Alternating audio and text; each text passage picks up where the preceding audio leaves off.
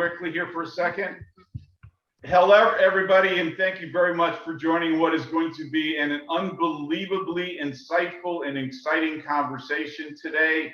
Dr. Ryce has been a mentor of mine. I think when we talked at the interview, Dr. Ryce, I think I figured it was like 14 or 15 years. He's been doing this work for a lot longer than that.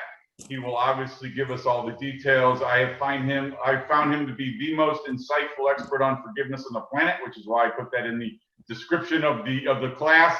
I don't think you'll find anybody else that understands forgiveness to the extent that he does. And as I do when I work with couples, talk about forgiveness, to me, it is the most significant psychological concept that any of us on the planet could learn.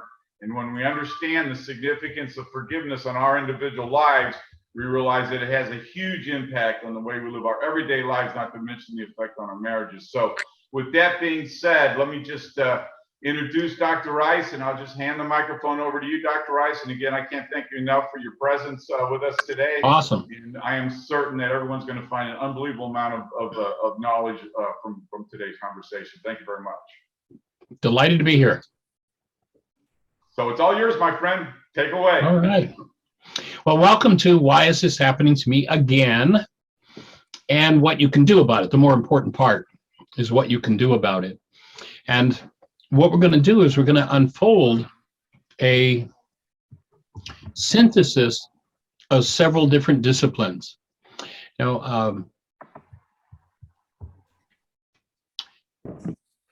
Winston Churchill said, "We have the privilege of being separated by a common language." And that's such a true statement, because oftentimes people hear things that are never said and see things happen that never happen, and you wonder how that's even possible. We're going to explain how that's possible as we tie together several different disciplines. We're going to look at science and psychology. We're going to look at some ancient theological ideas. We're going to look at the ancient Aramaic language. We're going to step into some of the medical aspects from the point of view of naturopathic medicine and holistic philosophy. How does this whole energy system called life work together?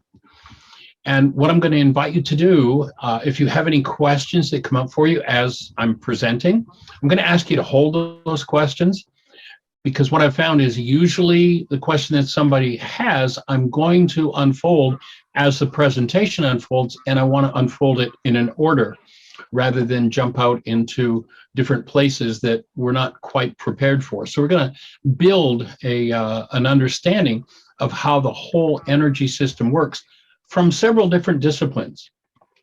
What I observed early in my career, which in this work goes back about 50 years, was that when people heard truth, the way it worked in one conceptual language, let's say psychological, they went, wow, that's really cool. But it didn't change their lives. When they heard it from the point of view of physics, when they heard it from the point of view of psychology, when they heard it from the point of view of medicine, when they started to hear it in different conceptual languages, all of a sudden it unfolds into a bigger picture. And that's what we want to have, is this bigger picture. And to make sure we've got the right audience, that we're speaking to the right audience, I'll just ask a couple of questions. Is there anybody in the group that's ever had any conflict in any of your relationships? See a show of hands here, conflict? Okay. Hands and feet, two-handers. Okay, we got the right group. That's good. Has anyone, in order to avoid those conflicts, ever taken the geographic cure? You know, when you go to the other side of the country where people will be different, and the person that picks you up at the airport finishes the sentence that the person that dropped you off started. How does this work? How do they know what to say to me? Or you enter a new relationship, and the first thing you do is you read the riot act. This is what I will not put up with. And then you wonder why you're living with it. Well, there's a reason for that. And the reason is something that we have had hidden from us all of our lives. And we bought into and cooperated with that hiding. And what we've had hidden from us is the fact that by nature, we are creators. You and I are creative beings. We literally create everything that happens in our world. That doesn't mean I go out and I assemble it out there. All I have to do is set up the energetic patterns that resonate or invite experiences into my life. And guess who's going to show up? Now, everybody loves this idea of being a creator when the creation's going well. But then when the creation's not going so well, don't we always know who the problem is? And isn't their name? Well, let me tap in here. I'm gonna do one psychic trick in this workshop. I'm gonna tell you exactly the name of the person that has the problem, according to your mind. Is their name by any chance them? If only they'd be different. Do you have somebody, if they'd be different, your life would be just fine, or at least that's what you believe? Well, my offering is that's the biggest lie you could possibly tell yourself. You will notice that if you've been through a particular painful reality 87 different times with 42 different people, you're the only one that was there every time. It's about you. But what happens is we have this expert way of hiding from ourselves. And here's how we hide from ourselves. We deny ownership for what's happening in our lives. When we live in denial, what we do, information from us, I mean literally minds. And in this work, our definition of denial is very specific. Denial is the act of thinking or speaking as though something outside of us is the cause of what's moving inside of us.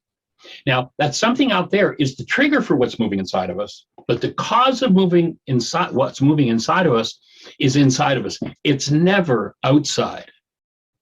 And we confuse trigger for cause. And so when I say to myself, Bill made me mad, in essence, what I'm telling my mind is, mind, you've got to hide all information from me that I'm responsible for what's happening inside of me. Did you know that you have an evidential mind?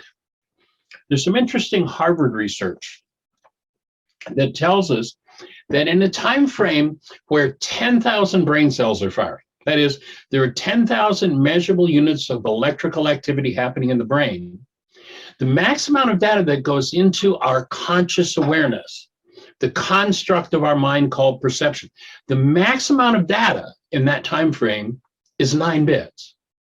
So we're looking at 9 bits of data out of 10,000 brain cells firing. And it's been estimated in that same time frame where those 10,000 brain cells are firing, the actuality, what the actual world energetically is made up of, is perhaps as much as 20 trillion bits of data. So for the average person, here we are looking at what perhaps is a 20 trillion bit world through 10,000 brain cells firing within us, and then bringing it down to 9 bits of data. And the evidence we see always follows the instructions we've given to our minds.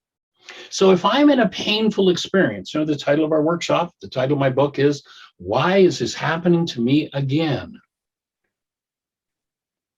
And why is it happening again? Because that is inside of me.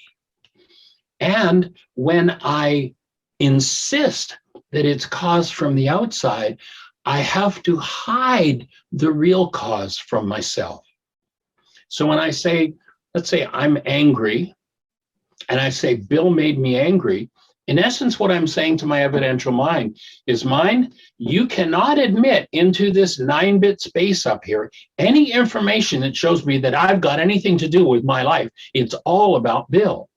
And so what happens is, when I deny ownership, again, when I think or speak as though something outside of me is the cause of what's moving inside of me, then I dissociate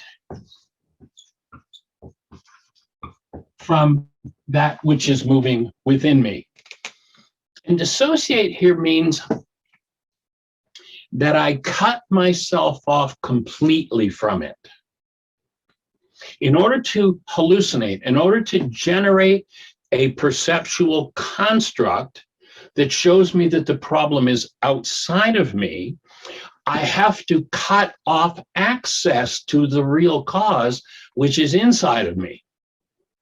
Again, if you've been through it 87 different times with 42 different people, sooner or later, you got to recognize that this is what's moving inside of me. So dissociation, it's kind of like, you've got a file on your computer that you're working on, very complex, deep file of information, and you close the file up and you put a password on it, and then you throw away the password. What happens? You can't access that file again until you find the password. Now, you'll notice our whole culture is so steeped in denial that everybody's talking about how everybody else is the cause of what's going on in their lives. Everybody's a victim to everybody else. The people from the very top, whenever things aren't going the way they want it to be going, aren't they talking about how it's somebody else? I'm the poor victim. I mean, we're talking about some of the biggest names in the country and in the world with the supposed biggest bucks, and they're all talking about how they're victims and it's somebody else's fault. That's the epitome of denial, because when we do that, we dissociate from the content of our own minds. We hide it from ourselves. Now, I used to keynote at a conference. This goes back 35, 37 years ago. There's a conference called Global Science, happened out in Colorado, once in a while in Florida. And one year, I was speaking at the conference, and they had a presenter named Marcel Vogel. Marcel Vogel was a 23-year senior scientist from IBM. He was the only non-degreed scientist that IBM ever had on their staff. You didn't get on IBM staff unless you were the PhD, the top level graduate. Marcel didn't have a degree. He couldn't get a degree because nobody could teach him anything. At the age of 11, Marcel invented and patented chemical light. You go to a football game and you get a light stick, and there's glass tubes inside of plastic, and you break the glass tubes and the chemicals mix and you get light from it. Marcel invented that when he was 11, and his family didn't have the money to patent it. At 11, Marcel patented that. The only reason your hard drive works in your computer is Marcel, working for IBM, invented the magnetic coating that stores the information on your hard drive. That's the kind of mind Marcel Vogel had. So Marcel shows up at the conference, and he's sharing about a device that he has called a Delaware camera. And what he tells us is that this camera, working differently than your average camera, you click the shutter on a camera, the aperture opens, light energy comes in, it's stored on the photographic plate. This camera is different. There's a tuning mechanism between the aperture and the photographic plate. So if you tune the camera properly and you click the shutter and there's a frequency in front of it that the camera is attuned to, then that's what's registered on the photographic plate. Example. Let's take a picture of, using the Delaware camera, of an acorn. When you tune the camera properly and you take a picture of an acorn, guess what shows up on the photographic plate? An oak tree. Now, people say, wait a minute now, Michael, that's getting a little much. How do you take that's silly. Well, let's think about it. I'm in a room here in Bristol, Virginia right now. And, there are at least probably 1,000 different channels that I could attune to if I had the right frequency device to receive them. And I could be watching perhaps an opera, perhaps a mystery film, perhaps a concert. I could be watching 1,000 different things. I don't happen to have the tuning device for all that right now. So for all intents and purposes, it's not here. Have you ever planted an acorn and gotten a Volkswagen grow out of it, or a tomato, or a stalk of corn? No. If you plant an acorn, you get an oak tree. That's it. You don't get anything else. So think about that logically and think it from the point of view of energy. This work is based in Albert Einstein's statement when he says, "On such things as matter, we have been all wrong.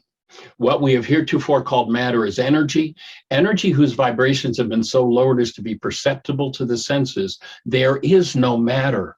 Einstein tells us matter does not exist. You do not live in a material world. You do not have a physical body. We'll explain why it looks that way as we unfold the workshop, but we live in a world of energy.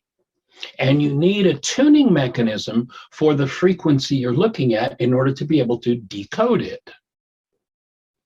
So Marcel had the camera. Obviously, the oak tree is in the acorn.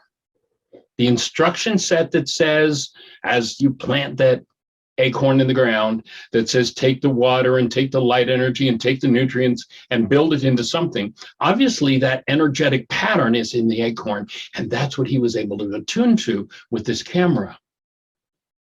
So then he went on to bring us the real crux of the reason he brought the camera, and that was he was able to take a picture of the high energy waves that leave the mind when we think a thought. So when you start to think of this so-called body-mind unit as an energy system rather than as a physical thing, and you realize that when mind energy moves in you, what's moving, what's firing sets up an energy wave. And every energy wave, when it meets a wave that matches it, transfers some of its energy to the secondary or the receiving system. You know, think about in physics class in high school. You took a middle C tuning fork and you hit it on a desk and you put it in front of a second middle C tuning fork. What happened to the second middle C tuning fork when you put that moving fork in front of it? It started to vibrate. That's called the law of resonance. It's a law of energy exchange. So if I put a middle C tuning fork in front of a middle A tuning fork, what happens to the middle A tuning fork? Absolutely nothing. So if there's something in me that I'm in denial about, and of course, being in denial, I'm pushing it away from myself. If I push something down, what have I done? I've added energy to it. And so, you know, imagine I've got a 3-foot diameter spring sitting here on the floor. Can that spring do anything sitting here on the floor? Nothing. But what if I go over and I push down on that spring and I lock it? And I push down on it again and I lock it. And I push down on it and I push down on it. And I get 2 or 3 of you big guys from the class that come up here and help me. And we really crank that puppy down and lock it each time. And then I let the lock off. What happens? We're going to get an explosion. There's an energy stored there that now is going to begin to move. When people live in denial, they push down, they push down, they push down. They dissociate from those energetic patterns that they don't want to deal with, which means they intensify the energy that they set out into the world. Now, seeing as how the world is energy, and the governing rule of energy is resonance, of the millions of people that one could possibly interact with, who's going to respond to what we are sending out into the world except someone who has a match for what we've denied and dissociated from? And the more we've pushed this down, the faster somebody's going to be resonated into our space, the faster someone's going to be attracted into our space. And having hidden certain information from ourselves, when that person opens their mouths, they're going to tend to do something that matches what's resonating in them, what's drawn them to us, and that's going to cause those brain cells to fire in that individual. But remember, this person's in denial and they've dissociated from that content, so they're never going to see it directly, they're never going to see it correctly.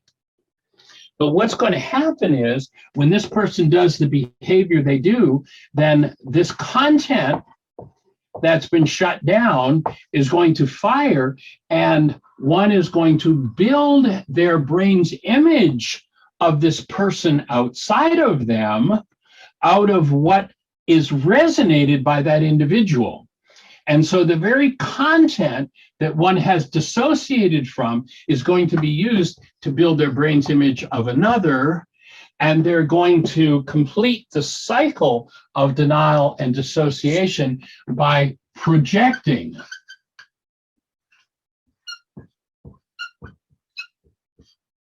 The very content they don't want to deal with into their brain's image of another. And the other shows up with their problem attached, and they really believe because they can see that it is their problem. And this is the game of projection. Now, the culture generally teaches that projection is taking something that's inside of us and putting it outside of us. That's not accurate. That's externalization. Projection is the act of building pictures in our own minds out of dissociated content and using those pictures to, to build our brain's image of another and to believe that what's showing up inside of us and what we're feeling belongs to somebody else. So the cycle of denial, dissociation, and projection leads us to building pictures in our minds of other people, of the content that's going on inside of us. And that's the reason we're feeling what's happening. When you recognize that, then you got to start to figure out a way to break this whole system down and return to truth, start to open a different space. Now we say, but I see Bill out there, and you know, he really is out there. One of the biggest lies we have ever been told is that our eye can see anything. Now, the whole world says, I open my eyes and I look out there and I see what's happening in the world. There has never been a bigger lie in all of history than that one. You don't see with your eyes.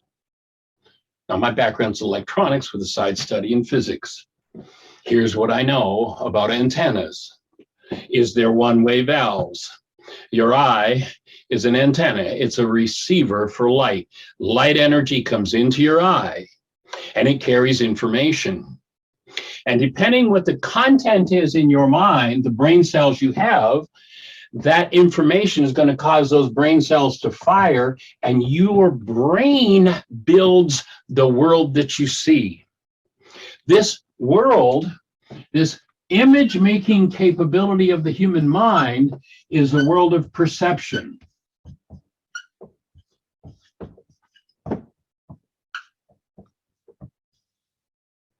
Perception is constructed by the mind. You can no more see out of your eye than you could go over to the antenna on your TV set, pull the wires off the back, and look up inside of them and look out through your antenna and see what's happening in the neighborhood. That's foolish. And it's foolish to believe that you can see with your eyes. Your brain generates the perceptual constructs of your mind. And if your perceptual constructs create pain for you, then you better be about changing the content of your mind rather than trying to fix and change everybody else. And so it's time for us to start on a new path. It's time to recognize that perception is nothing but a construct of the mind. If you've ever been in a courtroom and you listen to 6 different people testify about the accident they were at, you will notice that it's like no 2 of them were at the same accident. How could their realities be so different? Perception is nothing other than a reality in the mind.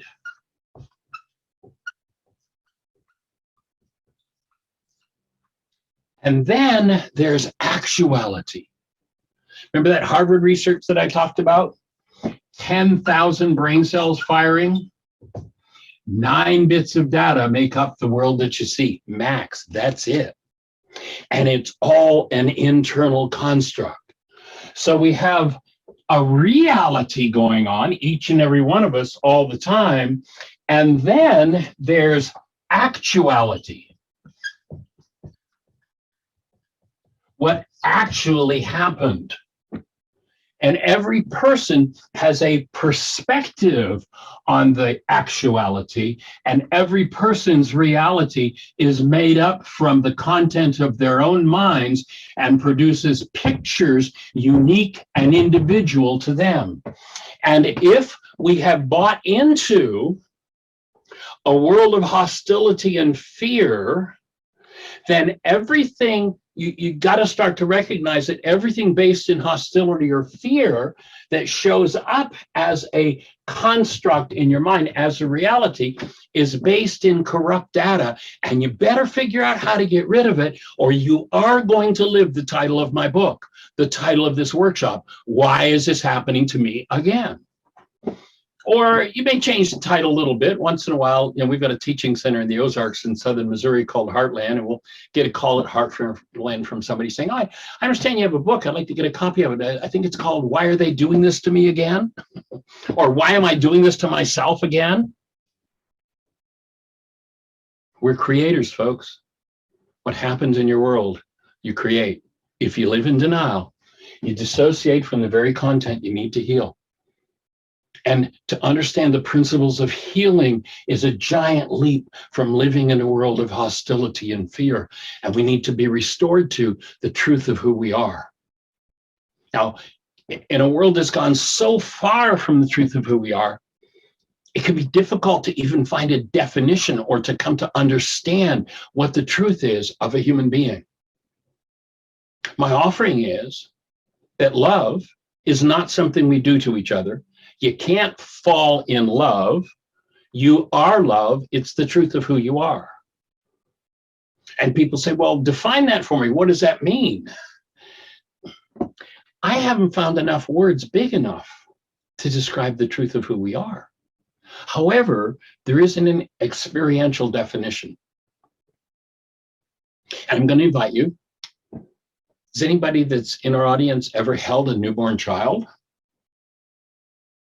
I'm going to invite you to go back to the moment where you held a newborn. And as you hold that newborn once again, letting go of everything that's going on for you, I remember how powerful it was. I caught both of my own children at home. We had home births, and I caught them in my hands. And the monumental experience of that was profound, and so much was going on inside of me. But right now, just think about that moment where you held a newborn. And if you were to describe the essence of the newborn, what word would you use to describe that? Now, because we're on Zoom, I'm going to bypass because of the time it would take to open everybody's microphone and get them to answer. But this is a question that my wife, Jeannie, and I have asked of tens of thousands of people all over the globe in every culture. And I'm going to put a list over here of the words that people have given us that describe the essence of the newborn. And we get words like sweetness. We get words like awesome presence.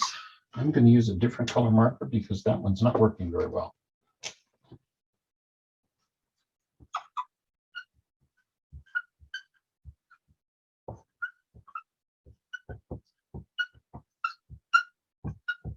I get words like truth.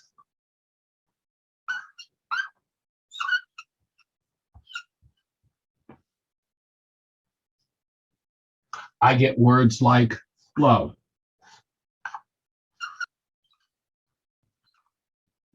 And in decades of asking this question of tens of thousands of people, virtually everyone's answer is some variation on the theme of love.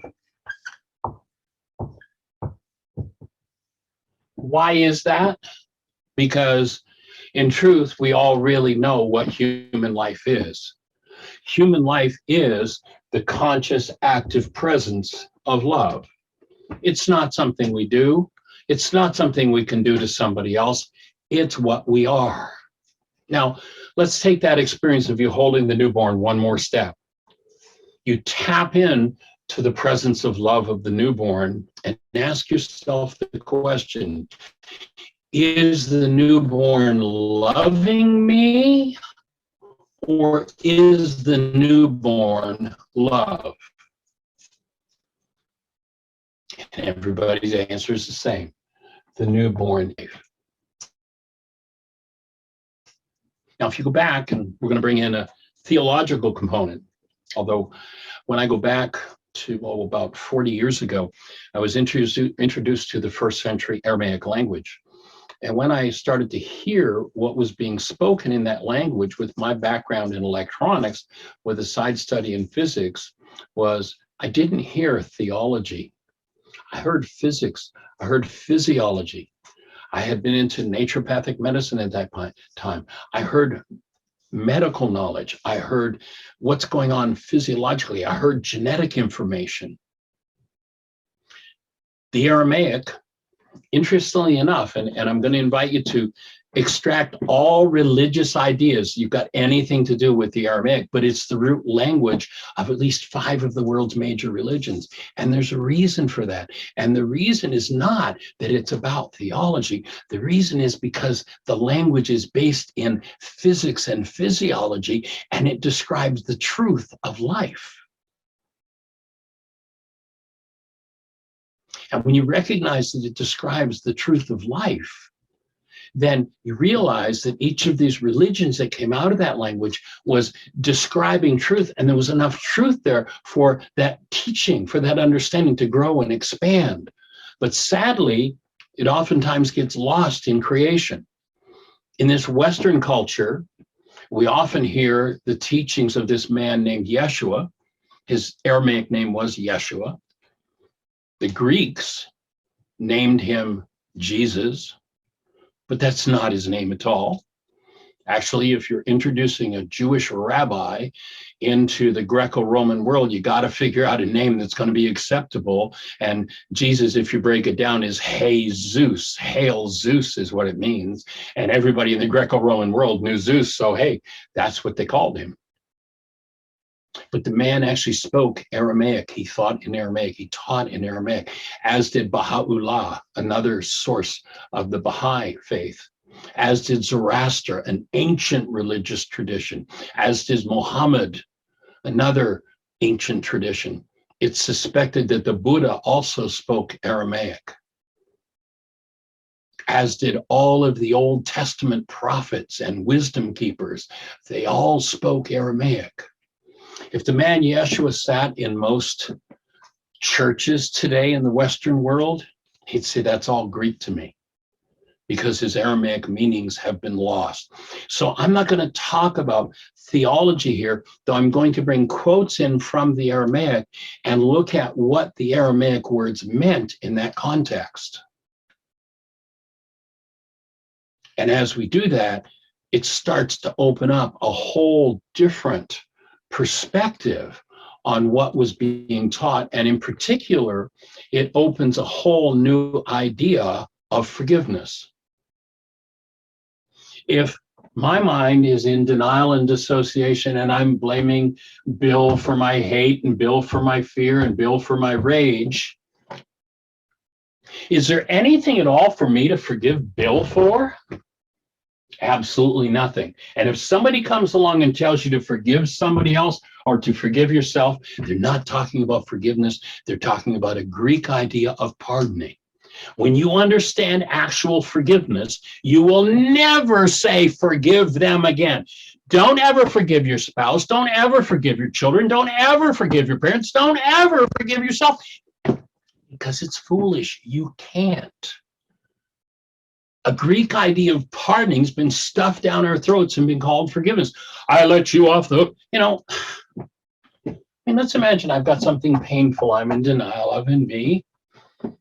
And I get 7.5 billion people in the world to walk by my door and shake my hand, and I say to them, I forgive you, I forgive you. I forgive 7.5 billion people. Have I done one thing to touch what's happening inside of me? Never forgive anyone ever again, but forgive continuously in your life.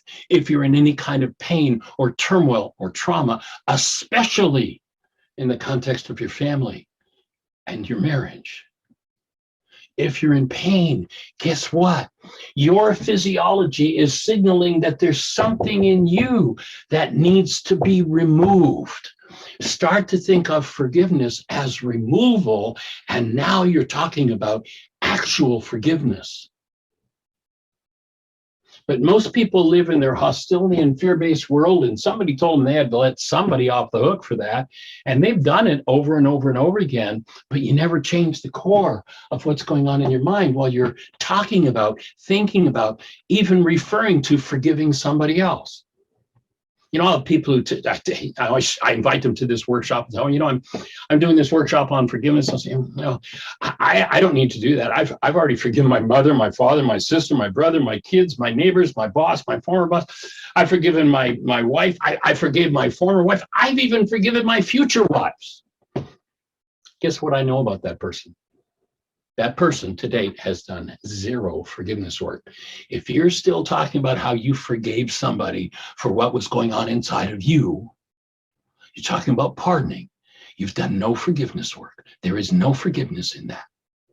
What you want to do is you want to learn a tool with which you collapse the projected perceptual construct of your mind that takes your hostility, fear, or negativity and puts it into your brain's image of other. You better learn how to collapse that. And when you collapse that, what happens is you get to drop into the hidden part of your own mind. And when you introduce the hidden part of your mind to active present love, guess what? The transmutation of energy happens and you heal.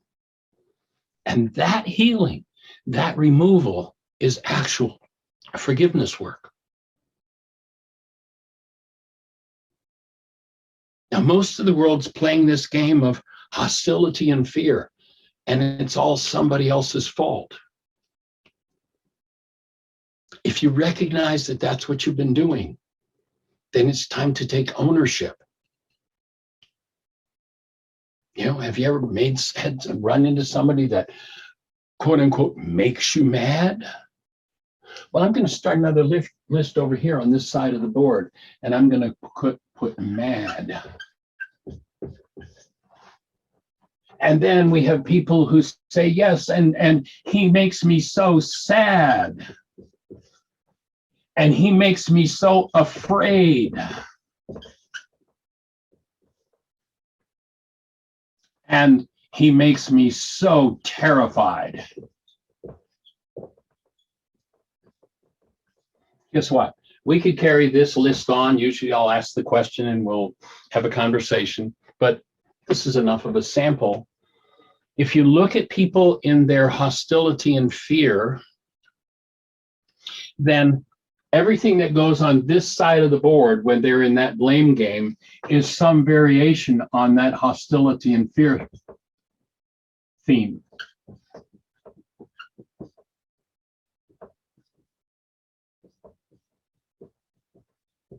And all hostility and fear says, all that hostility and fear does is it tells you that your perception is being constructed out of corrupt data.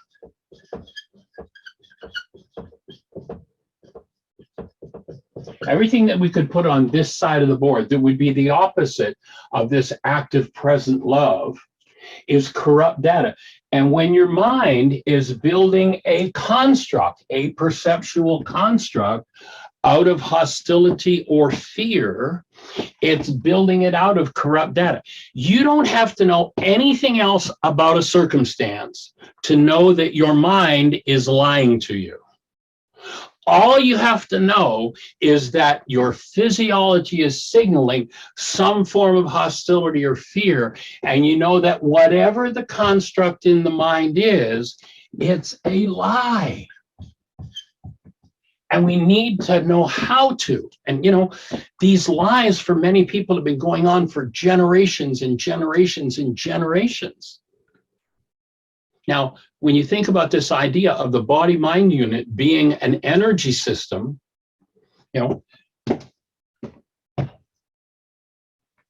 relative to this energy system, there are two qualities of energy. There's that which builds the system up.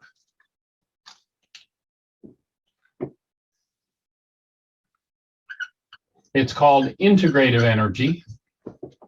And there's that which tears the system down. It's called disintegrative energy. Wherever disintegrative energy, corrupt data, anything from this right side of the board is stored in a cell, and the mind functions through every cell in the body. The mind isn't localized in the brain. So wherever this disintegrative energy is stored, it interferes with the function of the cell.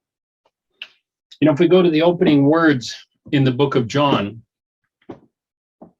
where we're told it says, in the beginning was the Word, and the Word became flesh. That's a total and complete mistranslation from the Aramaic. In the Aramaic, what those words say is, in the beginning was the mind energy, and the mind energy became flesh. Now, if you go into a cell biologist laboratory today, they'll tell you, here's how it works. When you think a thought, that thought becomes a molecule in your body. Something non-physical, a thought, becomes a neuropeptide. That neuropeptide circulates around in your structure until it finds a receptor site that matches, and it lands on the receptor site on the cell. So a thought produces a molecule. The neuropeptide, the molecule, circulates around until it finds a cell with a receptor site. Now, if we were to look at that energy, that neuropeptide landing on the cell's receptor site, and we were looking inside the cell, we would see this energy entering the cell. It inserts itself in the cell. And what we would call that energy entering inside the cell, we'd say that's chemistry. Now, there's no such thing as chemistry because there's nothing physical, it's all energy. But in our limited senses, that entering the cell is what we call chemistry. And if the chemistry is of a disintegrative nature, if that neuropeptide is of a disintegrative nature, then it's inserting a disintegrative energy in the cell. And guess what? Now we've got, because of the thoughts we think, a dis-ease cell. We've got a cell that becomes physiologically distorted and diseased. My offering is, there is no other cause of disease than that in the human realm. Now, many people say they know better. No, Michael, you just don't understand. These things called bacteria and viruses, they're what cause diseases. Well, there's an industry that's making mega bucks out of that lie, and they're promoting the hell out of it, spend a lot of money to prove it. In 30 seconds, I can prove that's a lie. Let's imagine, we're going to go outside the window here, or our classroom, and let's imagine we've got a 1 acre lot. It spreads out in front of us, beautiful grassy lot. And I'm going to rope off 1 square foot in this corner of the lot. And then I'm going to go to the far opposite corner of the acre, and I'm going to rope off another square foot. And I'm going to count how many bacteria, how many viruses, how many bugs, how many creepy crawly things, how many seagulls and buzzards there are around this square foot. And I'm going to go over to the other corner and I'm going to count how many. Is there going to be a difference? No, it's pretty much going to be the same. But let's imagine I take a dead rabbit and I put it on that corner over there. And let's say it's nice and warm, it's 98.6 degrees, and I leave the dead rabbit there for a couple of days. And I come back, and I do a count once again of how many creepy, crawly things, bugs and buzzards there are in this corner, and I do a count over there where the dead rabbit is. Is there going to be an elevated count somewhere? 100, absolutely 100% of the time, where's the elevated count going to be of the bacteria, the viruses, the bugs, and the buzzards? It's going to be where the decaying flesh is. If you put mind energy that is of a disintegrative nature into your cells, you just created decaying flesh. You just created a food supply for the bugs and the buzzards. And if you feed them, they will come. Now, how many believe that if I kill off over there all the bugs and the buzzards, the bacteria and the viruses, the rabbit's going to get up and run around again? Not going to happen. Where there is decaying flesh, the creation has a cleanup crew. Now, I don't care if you're out in the savannah in Africa, if there's a weak buffalo, guess what? There's a lion that's going to eat. It's a cleanup crew. It's called a reducer organism. The bacteria and the virus that we've been trained to be so afraid of and go out and buy drugs to shut them down, which further weakens and decays the tissue. That's why people, once they start on those things, every drug is a disease disguised as a cure. You'll notice that if you open the label inside of the package, it'll tell you all the diseases that are caused by this substance compared to that substance. Why is that? Because every one of those things is a disease disguised as a cure. In order to patent them and turn them into drugs, they are unnatural molecules. They do not belong within the human system. Now, does that mean that you can't change some symptoms with it? No, it doesn't mean you can't change the symptoms. I mean, I can go over there where that dead rabbit is and all those bugs and buzzards. I can spray some poisons on them and the buzzards will die and the bacteria will die and the virus will become inactive. There's nothing alive about a virus, but the rabbit's not coming back to life. In fact, I just added more toxicity to the tissue. That's why once you start on one drug, you're on a downward run, because there is no such thing as a body. You know, somebody who's got a headache is not someone whose body lacks aspirin. Aspirin might kill off the sensation of the headache, but there is no lack of aspirin. And when you take that aspirin in, you just created a dis-ease within the structure because you added an energy that's of a disintegrative nature. Remember, there are two qualities of energy relative to this integrated energy system. There is the integrative, that which builds it up, and the disintegrative. Now, it's interesting. In the ancient Aramaic language, there is a word that describes disintegrative energy. Here's where we're getting into the fact of what they understood in the Aramaic language about physiology. Guess what the word for disintegrative energy is? It's the word sin. Now, I know the Greeks have made a big deal of this one.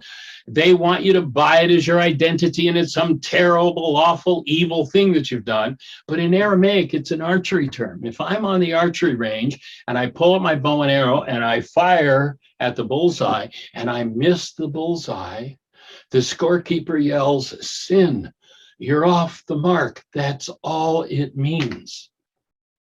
Those who engage in hostility or fear are engaging in energies that are off the mark. It is sin. And guess what happens if you do enough of this? You create so much disease within your structure that you die. It's just physiology. When they said the wages of sin is, I can remember being a kid and told that I was like, oh, God's going to get me for my sins. No, it's physiology. You put enough disintegrative energy in, you get enough disintegrative chemistry going in an organ, it's going to start to dysfunction and become ill. You get enough of organs becoming dysfunctional and the body can't function anymore and people die. It's all about how energy works. It's got nothing to do with theology. It's just, here's how the system works. And you might remember, let's go just one more step into this understanding from the Aramaic. You might remember that they said, the sins of the fathers will be passed on to 3 and 4 generations. What does that mean? That means that when my great, great, great, great grandfather had a thought that came from this side of the board that was off the mark, and it was stored somewhere in his physiology. It not only was stored in the cells, but it was stored in the genes.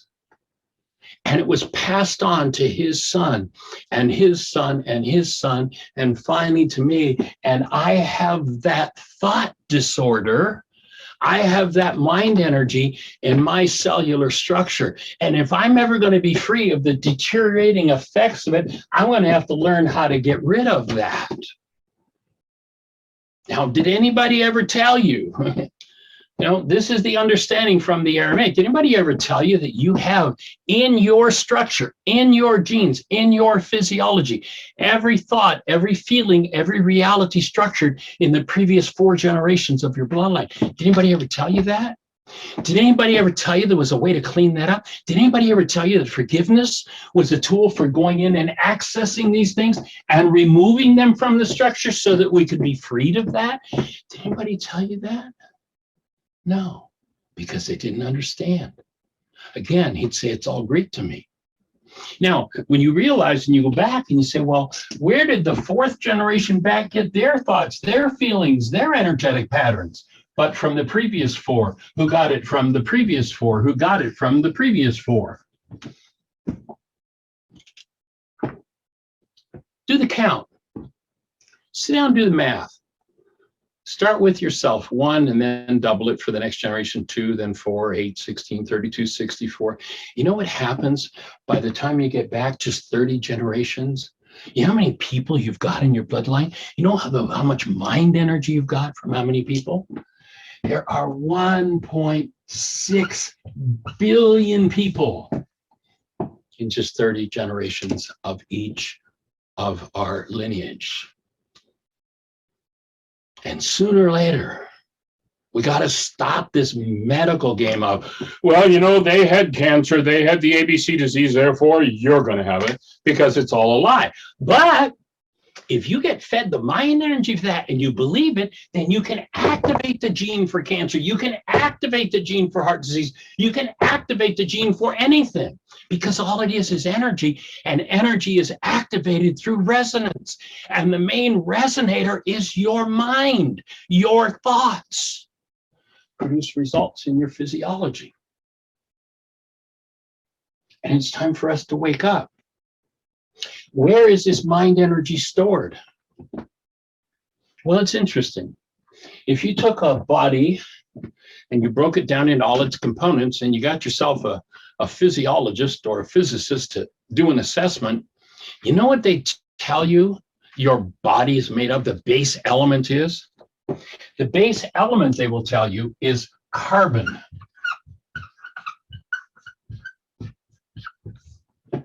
That's what stores this mind energy, generation upon generation upon generation. Now, does anybody know how many electrons there are in a carbon atom? Now, they can manipulate them, and there are different structures of carbon, but the base element of carbon has, you might recognize this number, it has 6 electrons, it has 6 protons, it has 6 neutrons. Now, factually, I would offer that this state of being that you're designed to live in, which is love, was what in the ancient teachings was called the mind of Christ. You are designed to live out of the mind of love. Hold a newborn. It's clear who they are. And our culture specializes in knocking the love out of us and then sending us off to find somebody to love. I've got some really bad news. And I've got some really good news. Nobody has ever loved you. Nobody is ever going to love you. You do not love anyone, and you never have, and you never will.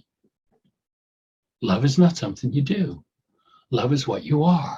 You are this mind. You are the active presence of love.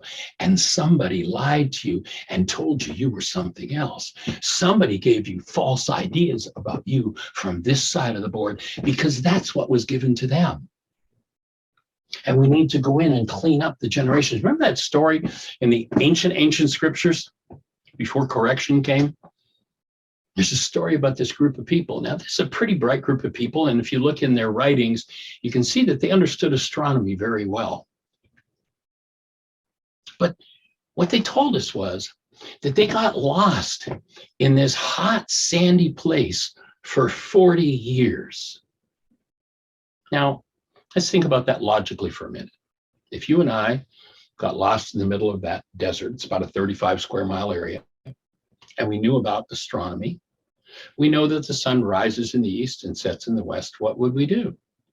We'd get up in the morning and say, well, I'm going to get out of this desert, I'm going to head west, and 35 miles wouldn't be very long before you're out of the desert. That story wasn't about being lost in a hot.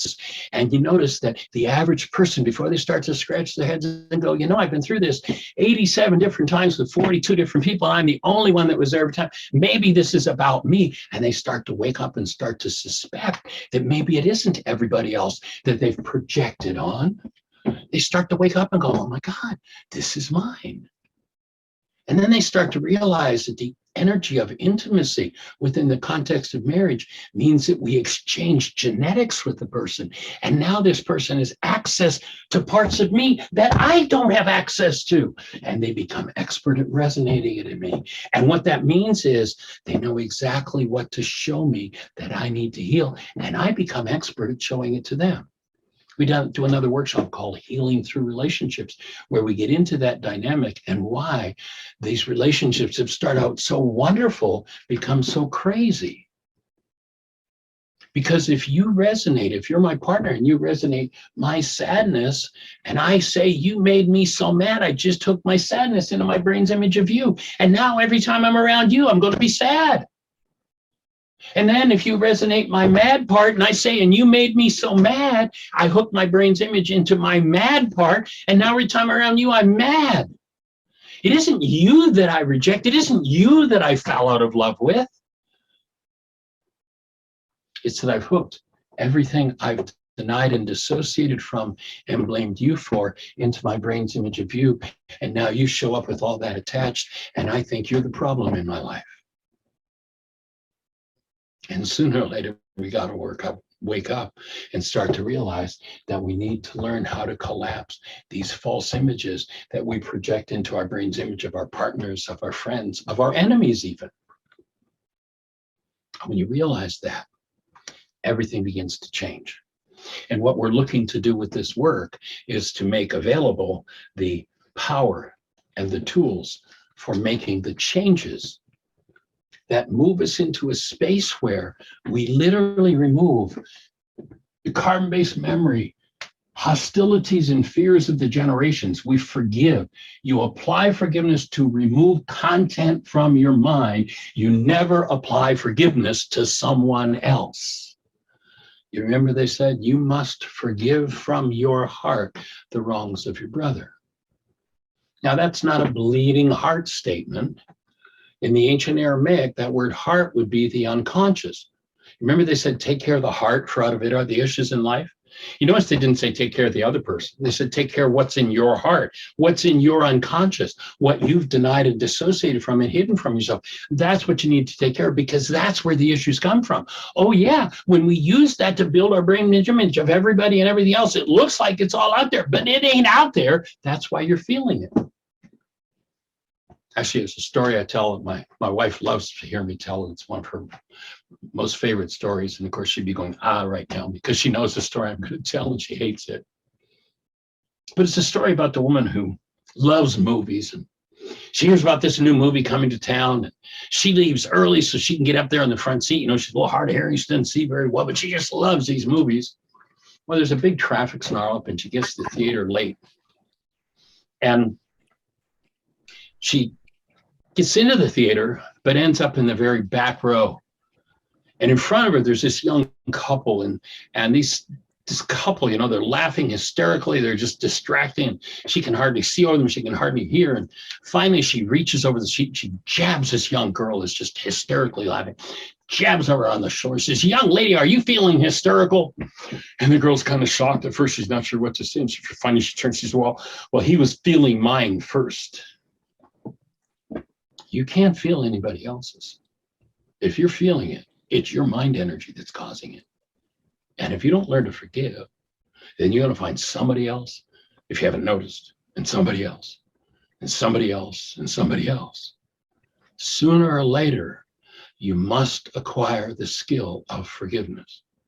You must acquire the skill with which you collapse the projected images from the dissociated mind. You open the dissociated mind. What was that called in the ancient teachings? Remember they said the veil of the temple must be rent in twain? And churchianity told us that was a purple curtain in the church. I'd offered this is the temple. The veil is the barrier between the subconscious and the unconscious. You got to open that puppy.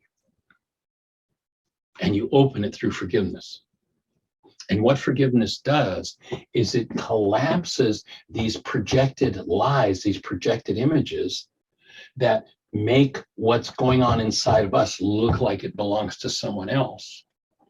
It drops into those hidden parts of the mind, and we get to access the hidden parts, the unconscious, the desert, directly.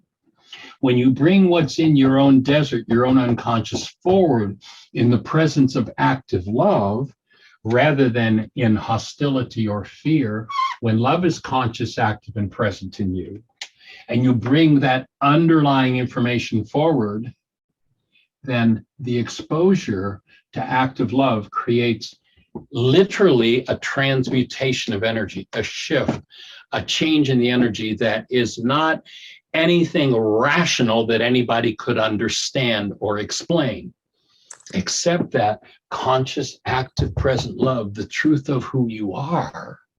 If you can keep it present in your mind while you access your own dissociated or your own unconscious data, what's stored in carbon-based memory, what perhaps started, generations ago, when you access those things in the presence of love, then by exposure to love, the energetic patterns of hostility and fear, of hate, of rage, of guilt, of pain, of trauma dissolve.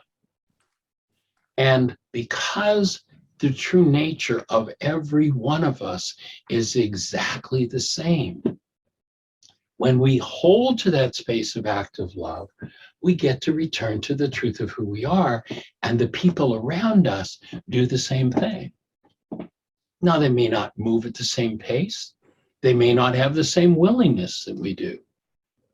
But if you stand as active present love and you're committed to that, no matter what anybody else is doing, if you're going to hold to the truth of what your created essence is as that newborn presence of love, because the world is a world of resonance, it's going to set up a similar energy in everybody around you, because we're all made of the same stuff. Now, if somebody's got some thick, dense layers of hostility or fear, it might take some time for that love to start to peek through, for it to start to break through the rage and the guilt and the grief and the pain.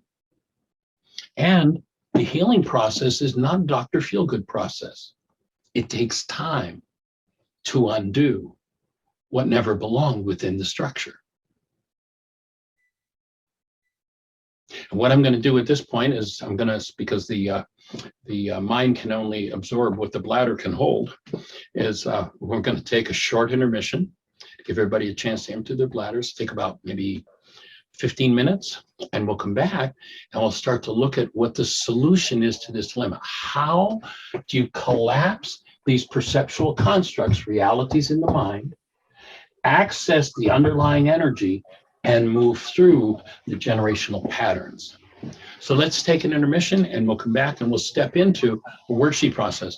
There should have been, by the way, a link for you to go to the worksheet on our website. If you haven't downloaded that, If you look at the flyer, there's a link there. You might want to download that so you'll be able to fill in the worksheet as we go step by step through that in the next part of the workshop. So let's take a short intermission. And Jeannie just put the link in the chat. Great idea. And we'll do a couple of question and answers when we come back.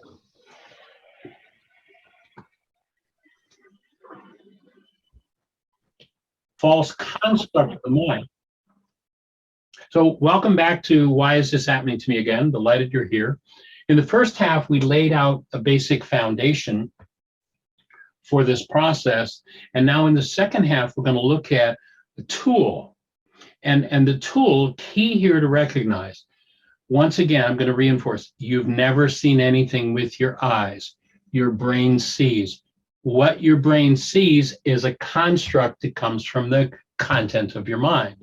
If there's pain content in your mind, then you're going to be in pain. And if that pain content is used to build your brain's image of someone else, if you project it into your brain's image of someone else, it's going to look in your mind. Your reality is going to show you that what you're experiencing really truly belongs to them. But again, I remind you, you're feeling it. Perception is a construct, and perception has a quality. If you're always in hostility or fear and blaming everybody else, then the quality of your perception is at a 1 or a 2, and it means you're not very smart. You're not very emotionally smart. You're a tough person to be around because it's always everybody else's fault for how you feel.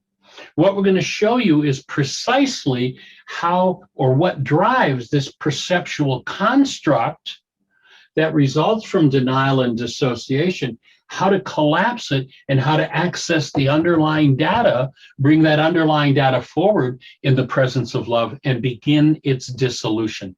It is a process. We're going to lay out the process. You can go to our website, whyagain.org, just like the title of my book, or the title of this workshop, Why Is This Happening to Me Again? Whyagain.org. You can download this worksheet for free from the website, and there are actually several different versions. Each worksheet has the core of the forgiveness process, and each worksheet, for 40 years, I've been developing this worksheet. It actually hasn't changed much in the last 2 or 3 years, but prior to that, I would sometimes make 12 changes in a day as I was refining and understanding this process. When I first show you what the key way is, you're going to go, that's really stupid, because it looks really stupid. And I'll offer that, I taught this process. Sometimes I did this particular workshop as many as 3 times in a day. And I taught it over a period of literally 35 years before I was able to milk from the Aramaic exactly what forgiveness means. Let me share it with you now. Forgiveness is a tool with which you collapse the false constructs of your mind. You open a pathway into the underlying dissociated pain. You bring that pain forward in the presence of active love for dissolution. If you never do that, then what happens is your mind generates image after image of person after person causing your pain. But remember, you can't feel anybody else's. So you can download the worksheet from the website. Many different versions. I suggested people try the different versions because there are shades of ideas different in each one. And actually, we've got some people who, have been around this work for years, and they'll shift. We'll change worksheets every week or two just to get the variety of the different nuances of each worksheet. So you can download, you can do the process right there on the website, whyagain.org. You can download the worksheet, print it on your own printer so you can do it, or you can go to your app store on your phone, type in the words Heartland, one word, Heartland, Aramaic, Aramaic, forgiveness. When you do that, you'll be looking at the world's only forgiveness app. You can download that app free. The app was purposely made to be very private. It will only ask for one permission. It's not going to ask if it can use your dialer or change your settings or send texts or take pictures, or it's not going to ask for any. One thing it's going to ask is, I want to use the internet to be able to operate. That's its only permission. We purposely made it very private because people do some very private, some very deep personal work with this worksheet process. When you complete the process in the app, you can save it as a PDF to your phone. And it's going to ask for one more permission if you do that. And of course, it's got to be able to write to your drive. Otherwise, there are no permissions. It's a totally private app. So you can download that from your app store, whether you've got an iPhone or an Android, doesn't matter. Heartland Aramaic Forgiveness. Also, 5 days a week, an hour a day from 1 till 2 o'clock Eastern Time, Jeannie and I do a radio show. The radio show's been going on for 11 years. There are, I don't know, thousands, 4,000 hours in the archives you can go back and listen to. And the conversation that's been going on 5 days a week for 11 years is this one. How does this work? That's how in-depth, that's how deep it goes. When you start realizing you're going back to grandfather, great-grandfather, great-great-grandfather, and cleaning up these dynamics within your genes and within your physiology, it's a pretty deep conversation. So 5 days a week, you can listen to the radio show. It's an internet show on Blog Talk Radio, so you can listen on your computer. Or because most people have free long distance on their phones, most people call into the show and listen to the show on their phones. I suggest you save the number to your phone. The call-in number for the show is 563-999-3581. Put in your phone with a reminder to call, a minute or two to one, and you're listening to the show. And if you have questions, we are there to answer those questions. We want your questions. There are no silly questions. Any question you've got about this process, about these tools, and this is one tool of a whole series. There are about 30 different significant tools that we teach that all come out of this first century Aramaic forgiveness process. So you can call the show and you can ask for support in that. Also, an hour earlier from noon to 1 o'clock, there's a psychologist, Dr. Tim Hayes, who's been a clinical psychologist for 47 or 48 years now, began to do this work about 18 years ago. For several years, he was kind of a co-host on the show, and then he started his own show. So the first hour of Mind Shifters Radio, you can call into that same number. You can listen to Dr. Tim and ask him questions. This second hour, Jeannie and I, 5 days a week from 1 till 2 o'clock, we'd be delighted to have a conversation with you. Also, if you download the app, and let's say you're doing step 3 in the worksheet, and you go, God, I don't remember what this is about. There's a button on every page of the app that you can just click and send us a question. Jeannie will get that emailed question. We'll answer it on the show. She'll ask it on the show. We'll answer it. We'll send you back an email telling you where the archive is, where you can pick up that show and get the answer. So we're doing everything that we can possibly do to make these tools available, and we would love your support. Pass it on, share it with someone else if you find it meaningful. There are at least 20 different radio shows where either Dr. Tim or myself or Jeannie has walked somebody through the whole worksheet process. So in the archives of the radio show, if you go to our website, whyagain.org, click the microphone, you can drill down to the radio shows. And there's a section where there are about 20 different shows where we've actually walked somebody through the whole process. And of course, each different worksheet with a different person is a whole different experience. And so the nuances are there in each one of those worksheets for you to listen to. There are also some videos. We have a YouTube channel. If you go to YouTube and just type in Michael, R-Y-C-E, you'll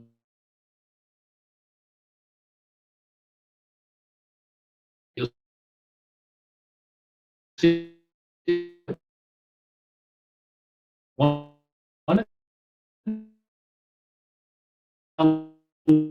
lady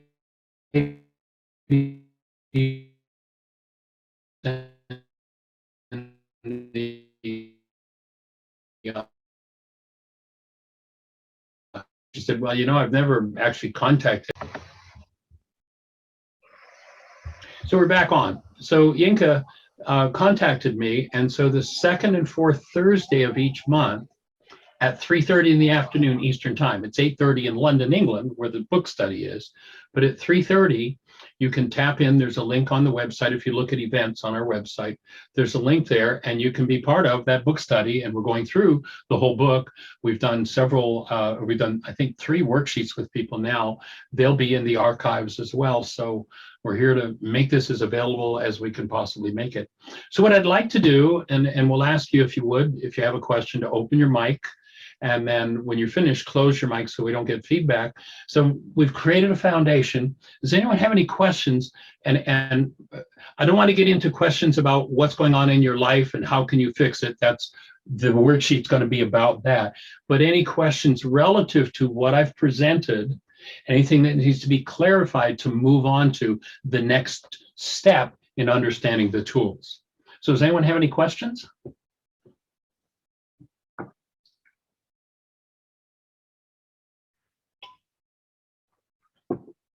If you raise a hand, I think there's a button down near the bottom of your screen where you can raise a hand and ask a question.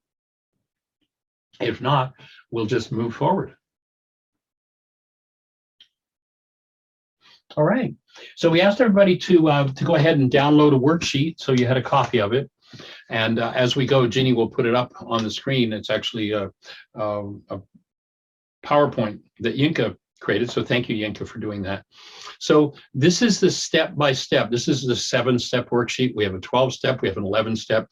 There's several different ones over 40 years of teaching this that I've used. And I'll just offer that in order to explain to you what I explained in this first hour, working with the Aramaic. And I understand why the Greeks turned forgiveness into pardoning, letting other people off the hook.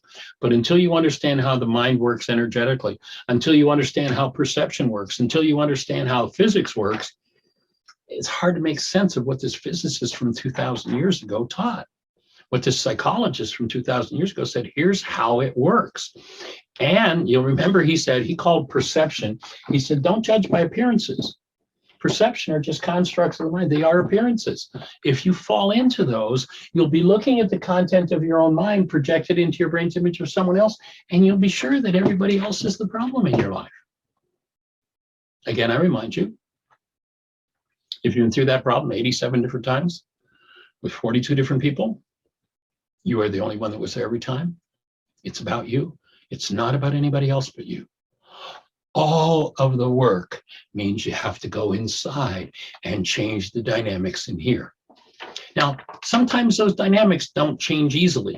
In fact, if you go back into the ancient teachings where they're talking about forgiveness to this man, Yeshua, one of the disciples says, well, how many times do I have to forgive my brother? Is 7 times enough? Like, is 7 worksheets enough? The Greeks tell us he responded and said, no, 77 or 7 times 70. In Aramaic, it's actually 77 times 70. Here's what's going to happen. The patterns that have come through your physiology, your genes, your genetics, are perhaps you're going to work on that particular issue time after time after time until you have the full-blown vitality to be able to process through, access, and remove those deeper traumas that perhaps have been going on for generations. So you may do many worksheets around any given issue, and you'll visit it from different places at different times as you work through that process. So if we look at the worksheet at the very top on the left, you'll see where it says reality management. My reality equals perception, an internal construct of my mind. So that's my reality. And then on the right-hand side at the top of the page, you'll see forgiveness, the tool for waking up from and changing my reality. Change your mind, change your life. Here's the how-to of Aramaic forgiveness. Now, the very first thought at the top of the page is a premise. My essential nature, here's the acknowledgement of who you are. My essential nature, my human life, my very being is love. If you ever forget that, just hold a newborn. We've been convinced of a lie that that's not who we are. You might remember this man, Yeshua, 2,000 years ago said, in order for you to live, you've got to die. That's what he's talking about. The self, the false self based in corrupt data of hostility or fear, has to go. It has to be removed. It has to be forgiven, but not forgiven in the Greek sense. Oh, it has to be let off the hook. We have people driving around with bumper stickers saying, I've been forgiven, like I've been let off the hook. Now I can do anything I want. Excuse me? If you engage in disintegrative energy, you're going to die. That's just the way it is. There's no such thing as being forgiven as in being let off the hook. It's a totally false idea. It's about removal of what never belonged in physiology. So my very being is love. Hold a newborn if you forget.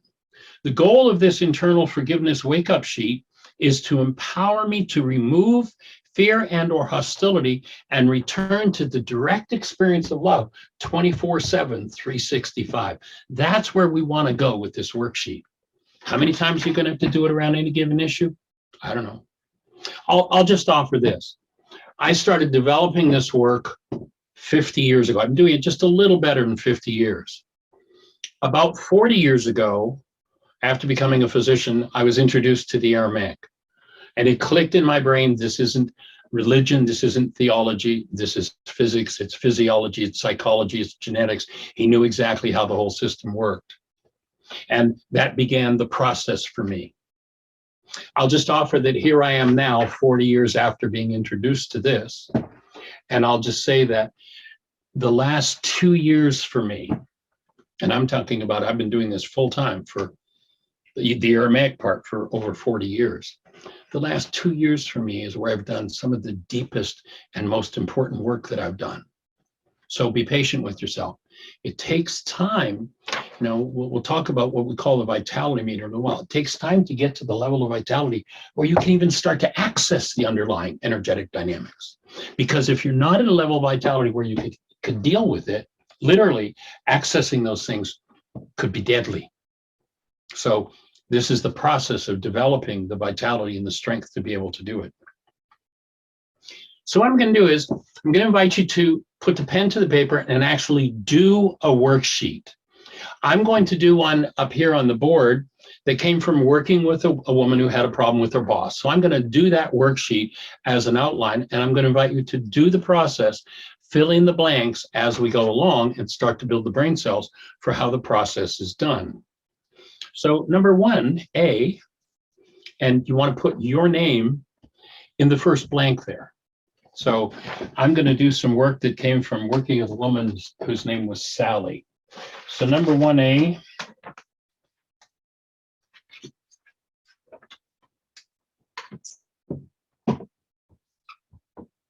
Sally.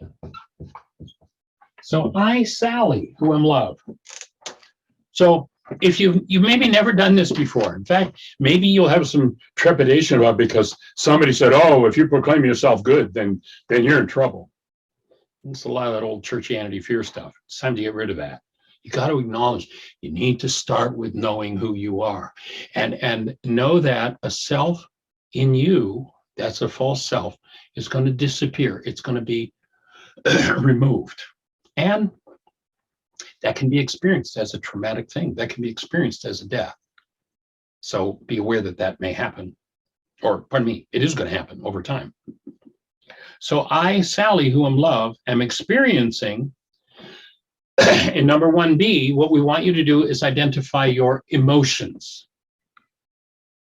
So acknowledge who you are, and then around the situation, just pick a situation that you're going to do some work around. And for Sally, in 1B, she's experiencing anger. And I'm going to put it over here. She's experiencing some fear. The reason I'm putting it over here is that each emotion is a reflection of a particular thought disorder.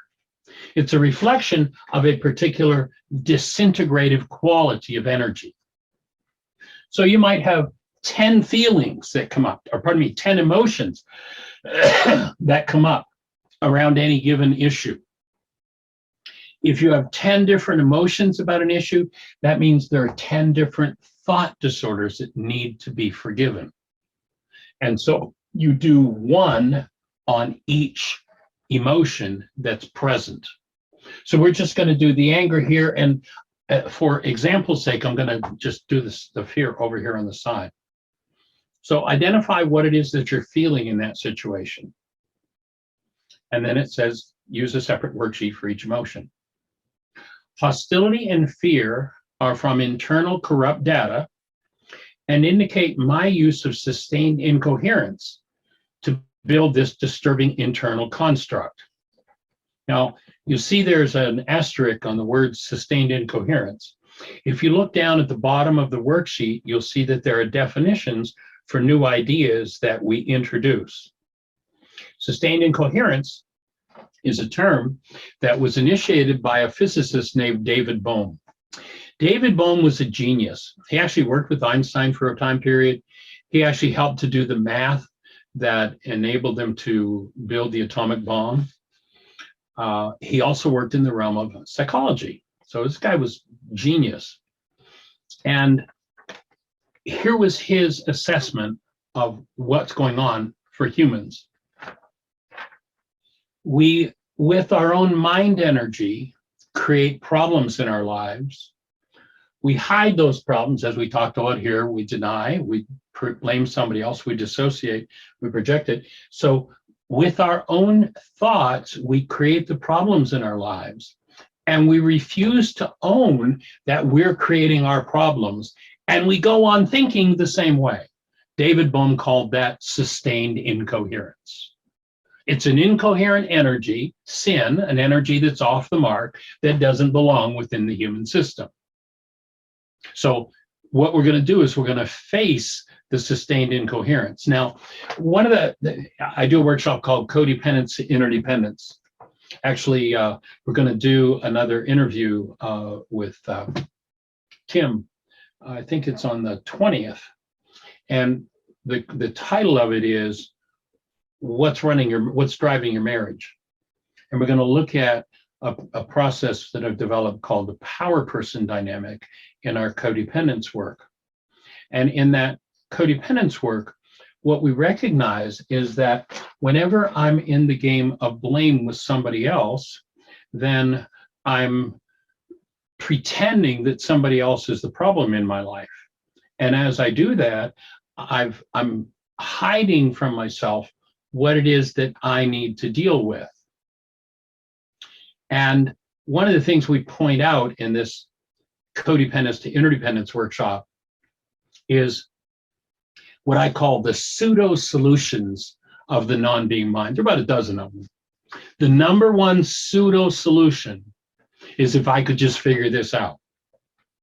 Now, whatever our audience is, if we're working with an audience of 1,000 people, if I were to get everybody to shout out their age, subtract 5 years for each of them, I would have exactly the number of years that 1,000 people as a collective group have been trying to figure it out. My offering is, I don't care what's happening in your life, you can't figure it out. You can't ever touch into, and with this 9-bit mind up here, this little intellect, ever figure out what happened in 4 generations that's been reinforced in 31 different lives to be passed on to you, that pulled in the person that you're playing it out with and the dynamics that are going on. You're never going to figure those energetic dynamics out. But whatever the reality is, whatever the perceptual construct is, you can always collapse it. And when you collapse it, what happens is this false picture collapses in on itself, and it opens literally a pathway into the unconscious mind. You've now got direct access to what's in the unconscious. Now, sometimes when you're doing a worksheet, that's going to be full cognitive awareness. Oh, I had this memory of something that happened when I was 2. Sometimes. Other times, it's not going to be cognitive. You'll just be in the energetic process of moving through it. You know, in psychology, it's pretty much recognized you have to be able to go back and deal with what happened in your life. And we've been taught that that's a function of memory. So we'll get people who go lay on the couch for 25 years and they'll get all the questions and then they'll try to figure it out, and you can't figure it out. I'd offer that returning your mind to the point where the thought disorder was installed and happened is not a function of memory, it's a function of forgiveness. When you collapse that construct, you get to access the underlying dynamic. And the underlying dynamic might be 10 generations old, might be 20 generations old. When you start realizing the magnificence of this one human form, the processing power, the storage capacity is beyond any comprehension. I mean, we could literally take every giant cray supercomputer in the world, chain them all together, and we wouldn't have the processing power and the storage power of one human form. All of the generations are in there. 30 lives, or 30 generations, 1.6 billion people. And you're never going to figure that out. But when you learn how to collapse perception, when you learn how to collapse these constructs, and you allow that pathway to be open within you, and a key to that pathway opening is to keep your breath moving. When they said the veil of the temple must be rent in twain, again, that wasn't a purple curtain in a church. It's a veil between the subconscious and the unconscious. That veil's built by holding the breath. You'll notice that people in trauma hold their breath. You open the veil by breathing. And you'll notice there's several places in the worksheet, there's a reminder to breathe. Because without the movement of the breath, you won't get to the root of the thought disorder that needs to be brought forward in the presence of love. So this returning to the event that happened, bang. And I've been doing this process with people for 40 years. We actually had this conversation yesterday afternoon. We did the book study of in England last night with Yinka. And we were both amazed, or speaking of our amazement, Yinka had shared that she's been doing worksheets with people, how amazed she was at what people just pop into and what she's popped into with it. 40 years of doing it, it always amazes me what people drop into that not necessarily becomes cognitive, but oftentimes becomes cognitive and gives a chance to process through it. So this disturbing internal construct is a result of my sustained incoherence. All I need to know is that hostility and fear are active. And I know that I'm in sustained incoherence. I don't have to figure out the situation. I don't have to go, yeah, well, wait a minute. This time it's really true about them. If hostility or fear is moving in you and your construct, your perceptual construct is based in that, it's corrupt. It's all you need to know. Stop trying to figure it out there. Step in and start to move into the inner work. Next step in number 1A, my denial causes my CBM, carbon-based memory, to displace my experience of myself, of my essence as love, and tells me the lie that my emotions are caused by my trigger. So once again, when I live in denial, I dissociate. And when I dissociate, my carbon-based memory, remember, this is all stored in these carbon molecules. And when resonance calls content out of carbon-based memory, it produces these projections. So that is going to tend to leave me stuck in believing something about myself that isn't true and telling me the lie that somebody else is the problem. Now, you'll notice on the worksheet that the words "my trigger" are bold, italic, and underlined. Must be something important about those words. We in this culture have been taught to ascribe cause to the person who triggers us. Now, if I believe that they are cause, I will never resolve the problem because I now have no access to cause. Let's use an example.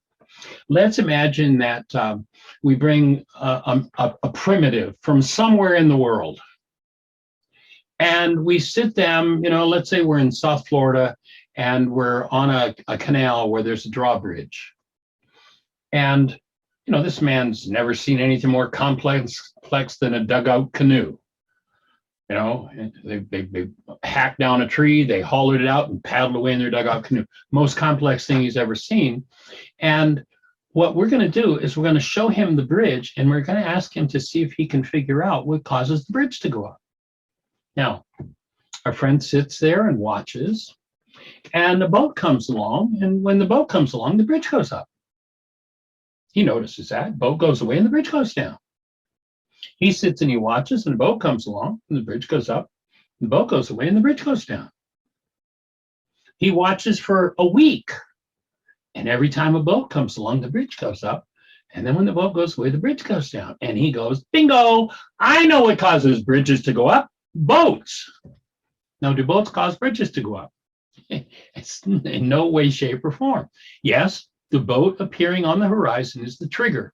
But the cause is there's a guy in the drawbridge that has a button that when he pushes it, when the boat arrives, flips a relay. The relay delivers power to a motor. The motor delivers torque to a gear, and the turning of that gear causes the bridge to go up. Now, if our friend from the jungles, if the assignment, if we say to him, look, you get whatever you want, the greatest reward you can imagine you're going to get if you can just stop the bridge from ever going up again. And he holds that boats cause bridges to go up. What does he have to do? He potentially has to at least change the direction of every boat in the world. It's got a lot of work to do. Now notice, if you believe that it's everybody else, you can spend a lot of time trying to change other people. Have you ever noticed how well that really works? It doesn't work at all. Now, if he knows the true cause of what causes a bridge to go up, he goes inside the bridge tower, he cuts one wire to the motor. That guy can boat, there can be a line of 1,000 boats, and he can push that button 1,000 times, but he just changed the cause of the bridge going up. He's going to get his reward. When you recognize the cause of pain in your life is disintegrative energy in your carbon-based memory, whether it came from your generations or from your own life experience or from the culture, when you realize that, then you can start to cut the wires to the pain. And guess what? Your physiology is the same design as every other human being. It's designed to be fueled by active love. In fact, if you go back and you listen to this, what people have presented as a theologian, he wasn't a theologian. He said what he came for. And do you remember what he said? Did he say, I come to bring you the best dogma in the world? I come to bring you the correct dogma. You know, we got 32,000 sects of so-called Christianity today. Which one of those do you suppose has got the right dogma? But you never notice, he never said, I come to bring you dogma. He said, I come to bring you life, and life more abundantly. The man knew what he was talking about. What is life? Best definition I've been able to come up with for life is love, present and flowing through a cell. Anything you do to inhibit love flowing through your cellular structure is death. It's moving in the direction of self-destruction. It's time for us to stop. It's time for us to reverse it, because the trajectory of this non-human world, and when I say non-human, I mean if love is not active in what we call a human body, we don't have a human life. We have a human body, but we don't have a human life until love is active there. And so what we're looking to do is to remove what doesn't belong, what destroys, what inhibits life, and then what your physiology, I don't care how painful, how traumatic your world has been, how crazy it's been, how poverty-stricken it's been.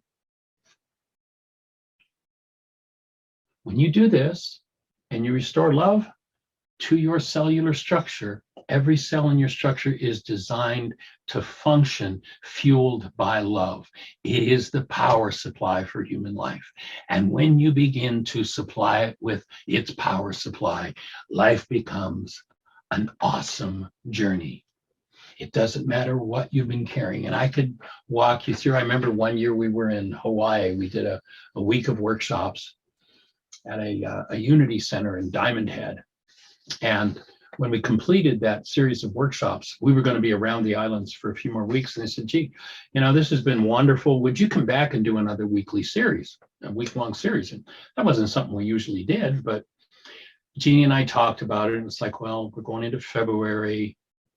I'm going to have to stay an extra 2 weeks in Hawaii. Oh, okay, we'll do it. So we stayed in Hawaii. and did another series at the same center. He had 3 people that showed up that second week that told us that when they came early in January to hear us speak, they were planning their suicide. And all 3 of them had said, we're so happy we didn't kill ourselves because we realized what was going on. And now we've got the tools and we're recouping our human lives. We had 3 different people that said that. And, I've gotten letters from people over the years, many people who were wanting to end their lives and all of a sudden realized it's an inside job.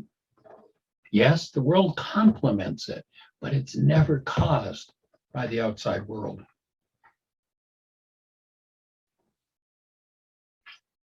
So my trigger, my emotions, what's going on here are not caused by someone outside of me, though someone inside of me someone outside of me triggers what's inside of me. So now we're going to invite you to tell your story. My story, this whole challenge that I'm facing is that, and number 1C, that first blank you want to fill in whoever you're going to do your worksheet on. So number 1C for Sally was the boss. This was a situation with the boss.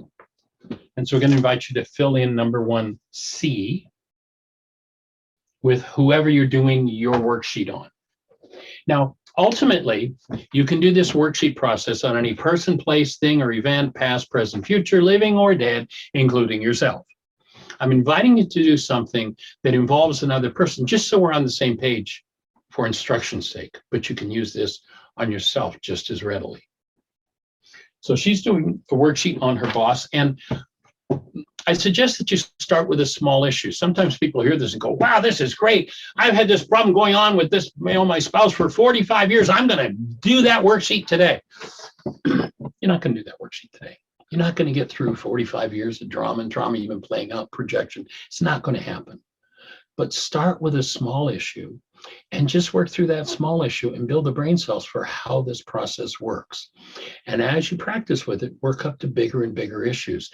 And yeah, you'll clean out some of the deepest traumas that you could possibly fathom any human being having as you build the strength to use it. So you've named the object of your attention, and then there's a blank for the story. What happened? And for her, it was the boss picks on me.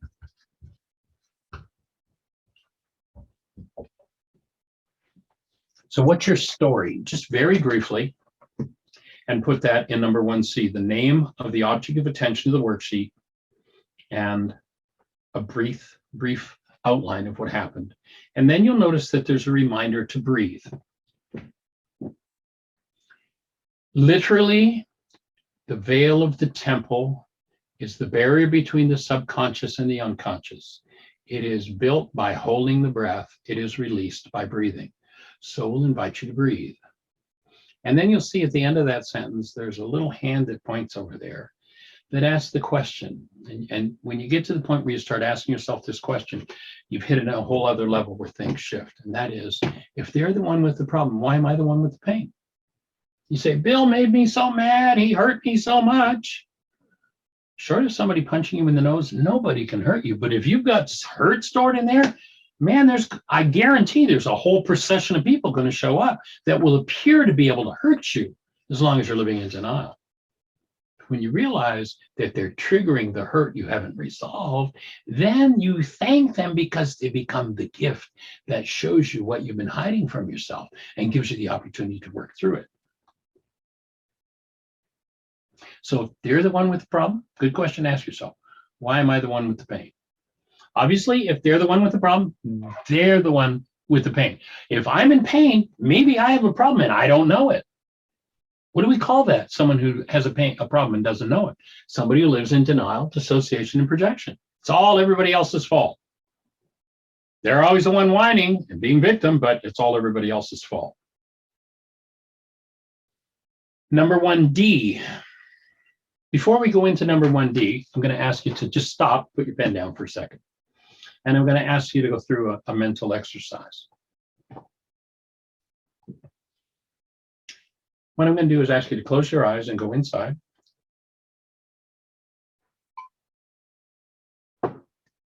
I'm going to ask you to feel sadness. Allow yourself for a moment to just feel sadness. Notice where in your physiology you're feeling the sadness. Take a breath, let go of the sadness, and let yourself breathe in active present love. And then I'm going to ask you to allow yourself to feel anger. Let yourself for a moment feel anger. And notice where in your physiology you're feeling the anger. Take a breath, soften. Soften that place in your physiology where there's anger, and just allow yourself to breathe love into that space inside of you. And now allow yourself to feel fear. Notice where in your physiology you're feeling the fear. Take a breath. Breathe love into that part of your physiology.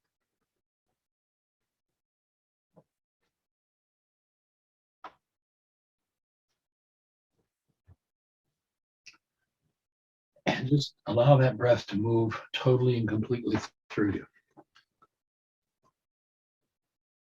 Now, I'm going to ask you to just notice what you did to feel each of those feelings. How did you go to the feeling of sadness? How did you go to the feeling of fear? How did you shift that to the feeling of anger? Again, we're not going to go through opening microphones, but from years of doing this, the answer is you had a thought. And when you changed your thought, your feeling changed. What does that make feelings? Feelings are shadows of thoughts. Whose thoughts make you feel? Only you. Only your thoughts can make you feel. Now, we live in a world that told us you made me angry, you made me sad, he made me afraid, she made me mad, and it's all a lie. The only thing that can cause you to feel is a thought. And here's my offering. The reason that's true is because we've been given a warning system. We are, remember I said we're creators, and we create. What did the opening words in John say?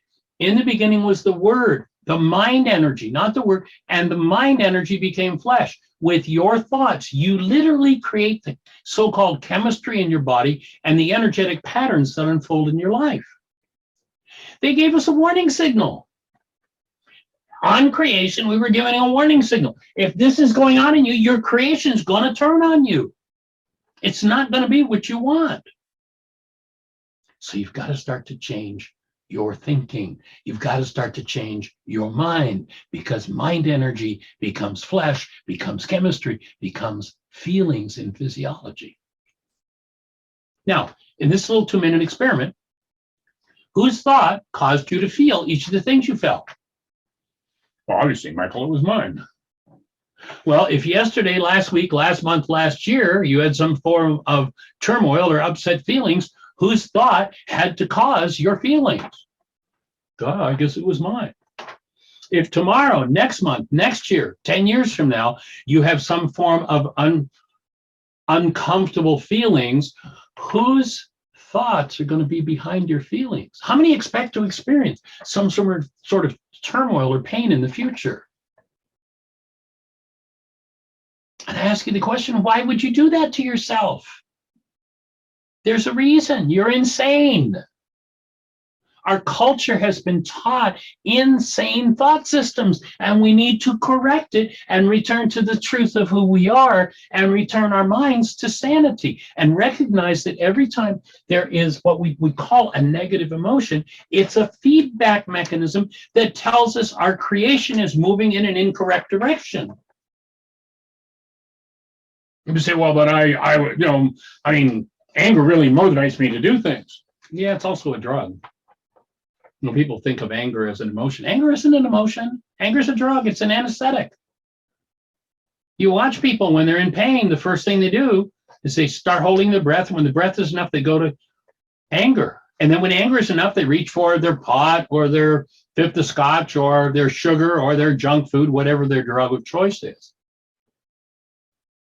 Anesthetics simply mean we go deeper into unconsciousness and we do more of the same to ourselves. It's time to wake up.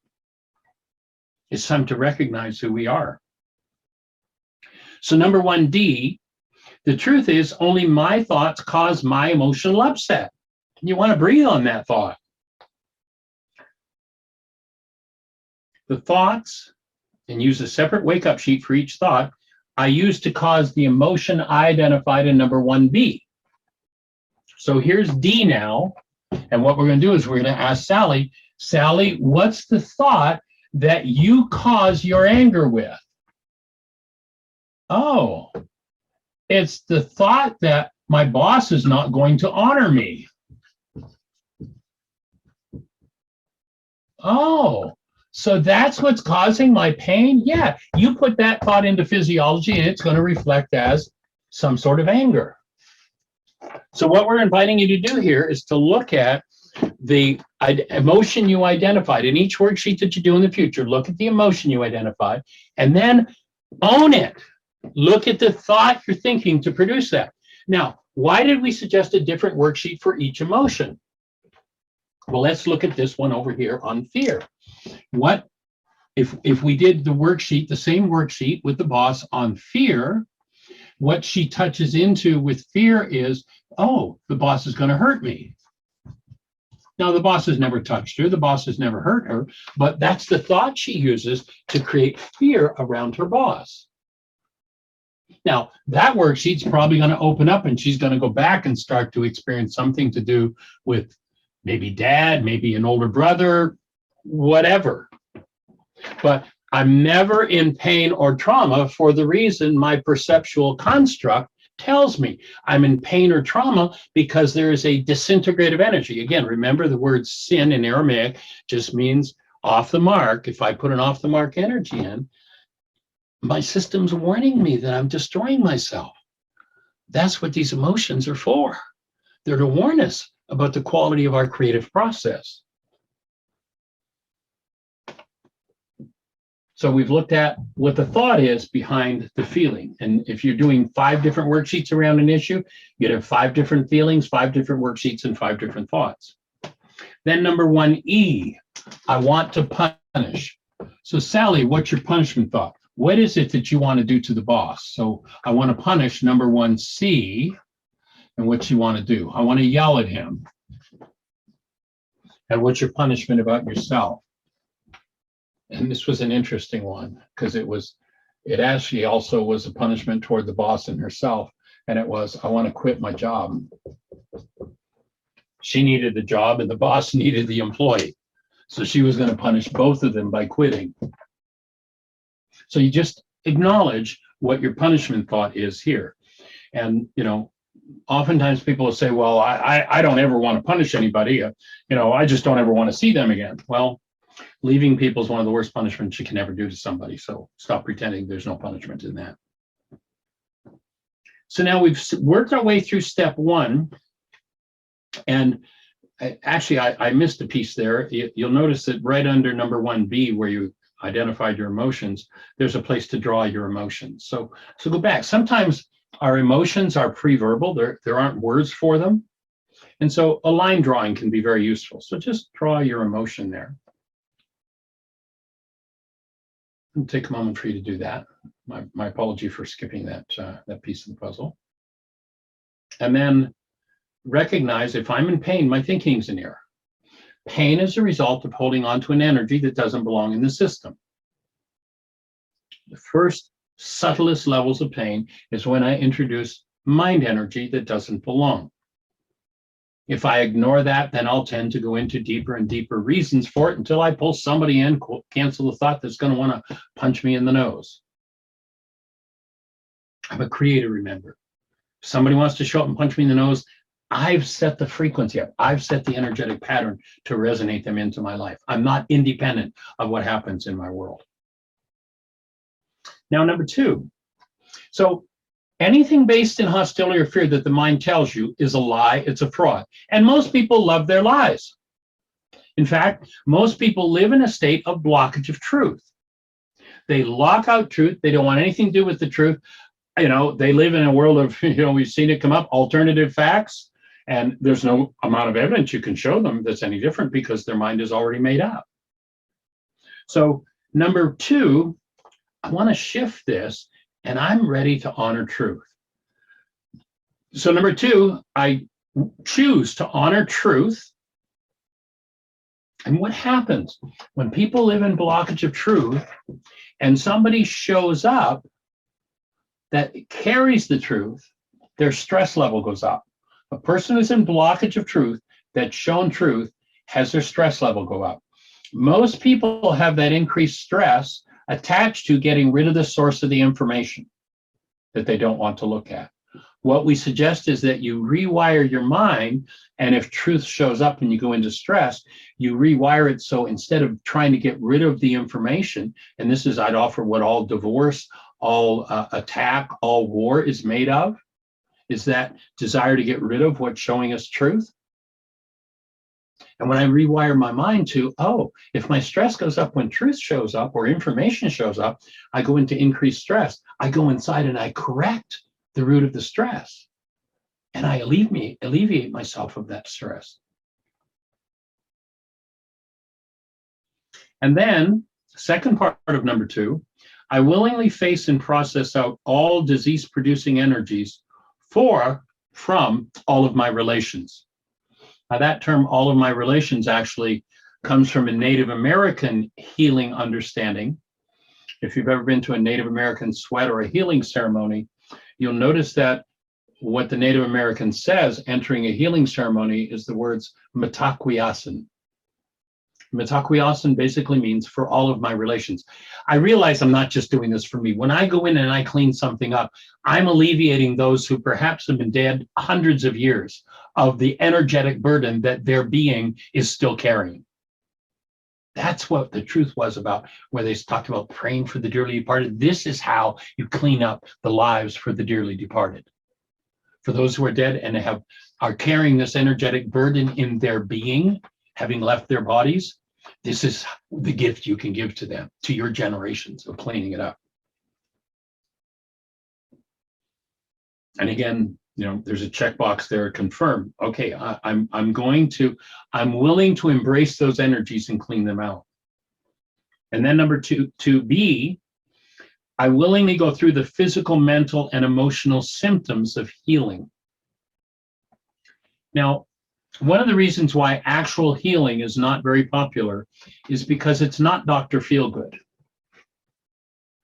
When you bring a disintegrative energy into this tissue structure, tissue goes into trauma, it goes into pain. There are symptoms associated with that disintegrative energy entering the energy system. Now, if we live in denial, dissociation, use our fifth of scotch or our sugar or our caffeine or whatever it is to shut that down, it's interesting. One of the most popular drugs in the culture is caffeine. And, it's an acceptable, hey, everybody's doing it. Go to YouTube and put in a search term, coffee, ABC, MRI. And you'll come up with a video where, and I believe it was ABC, it might have been NBC, but whichever one it was, it'll show up if you put those terms in. There's a woman reporter working for a TV station to take her camera crew into a doctor's office. And they do an MRI on her. And then, this is before her morning cup of coffee. Then she has a cup of coffee. They do another MRI on her. Guess what? When you show the MRI, the blood flow to the brain in the second MRI after one cup of coffee has been reduced by 40%. It's a drug that stops people from feeling and experiencing what's going on. And our culture is littered with drugs. You'll notice that we now are getting, under the auspices of a guy who was the Speaker of the House at one time, he's making billions of dollars by making the brain destroying pot legal, state after state after state. He's one of the movers and shakers behind it. It's time for us to wake up to what we're doing. It's time for us to realize that every drug we use has a cost. And the cost is it robs us of our vitality. It locks in disintegrative energy. And the locking in of disintegrative energy means degeneration. It's literally how we kill ourselves. And I'd offer that all death is suicide. So I'm willing to go through the physical, mental, and emotional symptoms of healing. I'm willing to embrace everything from my generations. So when I start doing my work and I start taking the lid off and I start throwing away the drugs, those symptoms, as that energy that I've been hiding from myself, I start to access and it starts to move out of the system. On the way out, the symptoms are going to be identical to the symptoms that occurred when that energy was going into the structure. So on a physical level, healing looks like any kind of physical symptom you've ever had and low energy.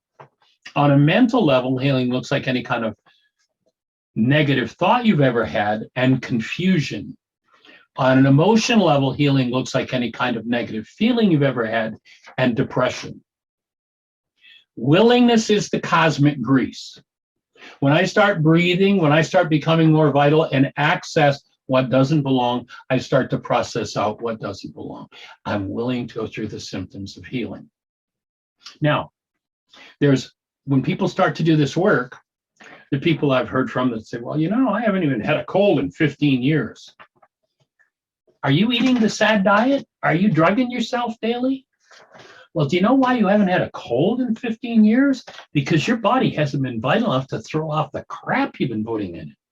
A cold is not, you notice all the research, they're not one step closer to curing the common cold because they're never going to cure the common cold because the common cold is not a disease. The common cold is a structure vital enough to say, I've got some junk in here and I need to throw it up. And it's going to start to move. I'm willing to go through the symptoms of healing. Now, if I'm drugging myself at every turn, if I live in hostility or fear, I'm in the blame game with everybody, I'm driving my vitality down to the point where there's going to come a point where it'll physiologically kill me. The body-mind unit has a built-in suppress mechanism. Let's imagine that I have a level 7 toxin, and we've got a meter that goes from 1 to 10 of vitality, and I'm at a level 5 vitality. If I'm at level 5 vitality and I have a level 7 toxin, my body-mind unit is not going to yield up that level 7 toxin for release and detox, because to release it could mean it would kill me. So as I begin to do my work, I hit new levels of vitality. Gee, I let go of that load, I get stronger. I'm eating better. I'm doing, we do intensives, and in our intensives, we do a total fresh and raw dietary program at our teaching center in the Ozarks in Southern Missouri. Not open right now because of COVID. We are doing online intensives, and we do offer people support for a total fresh and raw program if they want to change their dietary regimen to build vitality. But let's take somebody who's at level 5 and they go, yeah, well, I want to work out that old anger thing that I have with my spouse, but I just can't do it. I want to get rid of that, but give me my 5th of scotch, let me have a little junk food. Hey, I got to have 3 cups of coffee in the morning to get the motor going. That keeps the vitality down there to 5. If I start doing the right thing, I'm going to build to a level 6. If I keep doing the right things, I'm going to get to a level 7. Guess what happens when I get to a level 7.5 vitality? All hell breaks loose. The body-mind unit says, hey, remember that old level 7 toxicity we had in here from 30 years ago? We couldn't handle it. We're level 7.5. We can do it now. And that starts to break loose physically, mentally, emotionally. I'm willing to go through the symptoms of healing. You got to step into that willingness, because if you've been loading yourself for a long time, you're going to be a long time going through the symptoms of cleaning it up. And that's just part of the process. Willingness is the cosmic grease. Number 3. Now, you'll notice, unless you're just a generally miserable person, you're pretty happy with everybody in your world as long as they're doing everything you want them to do. Notice the only time you go into hostility or rage or fear is when they're not fulfilling a goal that you hold for them. This is the key way into forgiveness. This is how forgiveness was taught 2,000 years ago. And it has nothing to do with me letting you off the hook because of what's moving in me. It's got to do with me opening up and removing, letting loose, facing and dealing with what's in me and removing it from my structure. Again, notice you never pour your upset on somebody, again, unless you're a generally miserable person, unless they're not fulfilling a goal that you hold for them. Well, so what's that got to do with anything, Michael? Well, here it is. Remember we said that Harvard research, and this is actually the most quoted research in psychology in all of history. This goes way back into the 50s. 10,000 measurable units of electrical activity, 9 bits of data in conscious awareness. Obviously, something must determine which 9 bits of data out of the 10,000 the mind is going to use to build your perception. Something has to filter it. Something has to determine which 9 bits of data are going to be used. Guess what it is? It's your goals. Your goal is the driver for perception. It's what causes your mind to construct the world you think you see out there that is really nothing but a product of what's going on inside of you. It's the driver for this construct called perception. That's what runs the game. Again, notice you never have a perceptual construct of rage toward anybody unless they're not doing what you want them to do. Pretty happy with them. But then when they're not fulfilling the goal you hold for them, that's when you pour your rage or your hatred or your fear or your whatever it is on them. This is the key to forgiveness in Aramaic. Tell me where you found that piece of information on the planet. It doesn't exist. I spent 35 years before I could, I've taught canceling of goals. That's what we're going to get to. In the Aramaic language, the word forgive is shabag. It literally translates to cancel. I've taught the canceling of goals for 40 years. And the first 35 years, I didn't know why or how it worked. I just knew it worked. It took me that long to understand all of these dynamics of projection and perception and drivers and constructs. That's what it took me to understand this. Every time you load a goal for someone, yourself or someone else, that they refuse to achieve for you, if the file in your mind related to that goal holds hostility or fear, then you're going to use hostility or fear to build your brain's image of them, and you will be the one with the problem. So the next step will unfold how this all works. The next step is, number 3, what's the goal? So number 3, my desire, the constructive result, the exact goal that drives my pained perception is that 1C, my trigger. So in this case with Sally, number 3, she wants something from the boss. So what does she want from the boss? I want the boss to honor me. That's her constructive result. Now, let's say that she also lives in a world where her perception is that her boss abuses her. She might make the mistake of putting abuse me in here. And then she'll say her goal will be what she doesn't want. Most of the world is working with what they don't want. You ask the average person that's in conflict in a relationship or moving on to a new relationship, and what do they say? Well, I don't want somebody who's going to abuse me. I don't want somebody who's going to come out late. I don't want somebody that drinks. I don't want somebody that pushes over my kids. I don't want.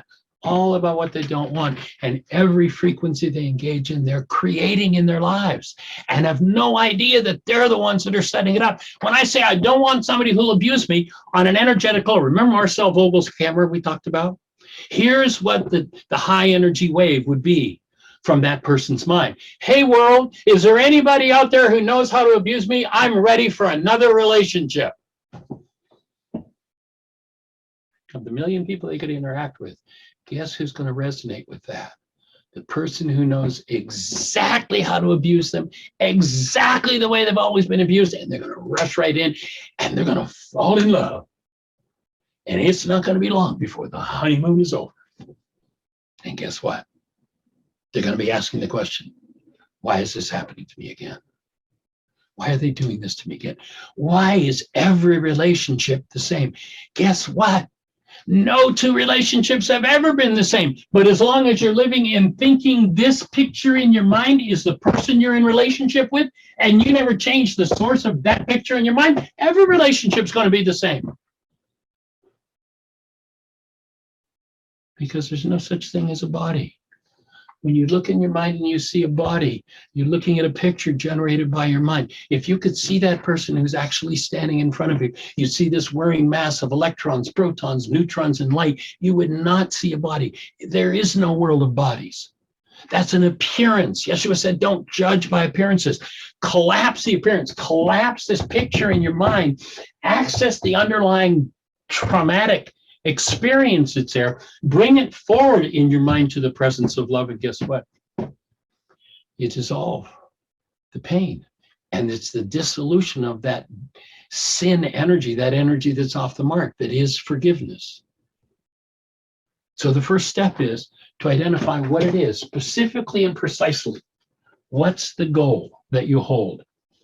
The constructive result. What's the if I could look at that situation, here I am, I'm 50 years old, and I'm going to do a worksheet on something that happened when I was 5 with my mother. And I'm looking at it, gee, I don't know what to do. I don't know how to do it. Okay, so think about the situation. If you were to describe the ideal outcome, well, instead of yelling at me, if she'd come over to me and just put her arms around me and explain what happened, that would have been cool. That's my goal. Got a conflict going on with your spouse and you're not sure what it is you want? If you were to say to your spouse, what's the ideal result? What is it that I want? That's the goal. That's step 3 in the process. And breathe. You notice the end of the sentence is a reminder to breathe. Step 4, I want to tap in, and now I'm going to bring active present love forward. I've laid out the whole scenario, the problem that's behind this perceptual construct. And now what I'm going to do is I'm going to bring in the healer. I choose love, my essence, which stirs the love in everyone involved. So now, having looked at all this and taking responsibility for it, I want to develop a new habit. I want to develop a new skill, and you'll have to cultivate this skill. And that is, I'm going to tap into the presence of my being love. And I'm going to bring it forward into this space. And I would suggest that every morning before you get out of bed, you take at least a couple of minutes and you breathe and you cultivate your connection to and your relationship with the truth of who you are as love. Spend time with that so that this becomes first nature, to just go to that space of active present love. It is your nature. I don't care who you are. I don't care if you are considered by the family to be the black sheep and the outcast and the most awful person ever. The truth about you is this is who you are. You are active present love. Your spouse, your children, your parents. Oh, my parents were so evil. No. If your parents were evil, guess what? They were pained. They were traumatized. And guess what? You're probably playing out the same drama and trauma because you were pained and traumatized in that relationship. There's actually a video on our YouTube channel called Honor Thy Father and Thy Mother. It's the most brilliant idea ever given to man. You see, because often, mainly our power person was mom or dad. And if they were terrible people, then I have all kinds of trauma in here. And when I choose to honor them, and that is when I choose to bring love into behavior toward them, guess what? I have to pass it through the part of me that holds pain from my relationship with them. And I get to heal by doing that. This is about how you heal yourself. It's not about some theological nicey-nice. It's the most practical step you could take in healing yourself. If your parents were vicious and nasty and you have all kinds of pain from it, you need to honor them. You need to learn to come from a space of active love and put it into your behavior to them. And when you do, it passes through the part of you that's holding that pain, and you get to heal. You say, but they don't deserve it. And that's right. Maybe they don't, but you do. You deserve to function out of who you are. And once you start doing that, then you're going to start to, with compassion, realize, oh, I passed this pain on because I didn't know how to do that. Gee, maybe they just did the same thing. And with compassion, you'll step into a whole different level of family healing, and everything starts to shift and change. So I'm going to bring this presence of love into the space. There's a story that I like to tell called The Rose and the Butterfly. You'll see at the end of this sentence. And let's imagine we've got a rose and butterfly. The rose and butterfly meet. They fall in love. They have a wonderful time together. But one day, the butterfly up and flies away. The rose, knowing that the love of the butterfly is the most important thing in its life, and the rose uproots itself to give chase, what's going to happen to the rose? It's going to die. Why does it die? Because it made something more important than being connected to its source. If you make anything more important than staying connected to the truth of who you are, you're going to die. And it will be suicide. We're not designed to die. Energy systems can't die. My background's in physics. Here's what I know. Energy is eternal, and it is the only thing that exists. If the only thing that exists is energy and it's eternal, you and I must be eternal. Why don't we expect to be eternal? Because we've been taught to sin. We've been taught to engage in hostility, fear, rage, guilt, grief, and we kill ourselves by doing that. It's time to stop. It's time to own and clean up this energy system. It's been going on for a long time. Remember the Native Americans? They were pretty smart. Mataquiasin for all my relations, all of them. Bring them in the circle of active present love and watch what happens to your world. Now we come to the core of the forgiveness process, number 5. And basically, we're going to review the whole first half of the workshop with these 2 statements. When upset, my perception is built out of corrupt data driven by my goal, number 3. It is a limiting structure constructed from a max of 9 bits of data out of 10,000 brain cells firing. By canceling my goal, now remember in the Aramaic language, the word forgive is shabag or shabak, it means to cancel. By canceling my goal, my replicate mind's reality collapses and gives me direct contact with the denied and dissociated parts of my carbon-based memory, which projects and blames others for its content. So the core of forgiveness in Aramaic is you identify specifically and precisely the goal that's driving the pained perception, and you cancel it. Now, Sally says, well, wait a minute, Michael, all I want is for my boss to honor me. There's nothing wrong with that goal. It'd be stupid for me to cancel that. Why would I cancel that? I deserve to be honored. I agree with you, Sally. Why aren't you being honored? Is there a part of you that doesn't believe you deserve it? You can't have it? So here's the key way into healing it. You're not canceling the goal for the boss to honor you because you're stupid. You're not canceling because there's anything wrong with it. It's a perfectly good goal. Everybody should have that goal for everybody all the time, unless they're in pain. You're canceling that goal because you've recognized that when you load that goal into your mind, it accesses your trauma. It accesses your hostility and fear. And you end up in hostility or fear because you hold that goal for the boss. The boss may have totally and completely honored you, but you're in such projection, you blocked it and you have no idea that it's there. So again, you don't cancel the goal because there's anything wrong with the goal. It's a perfectly good goal. You cancel it because you recognize that it accesses and brings into perception your pain, your unresolved hostility or fear.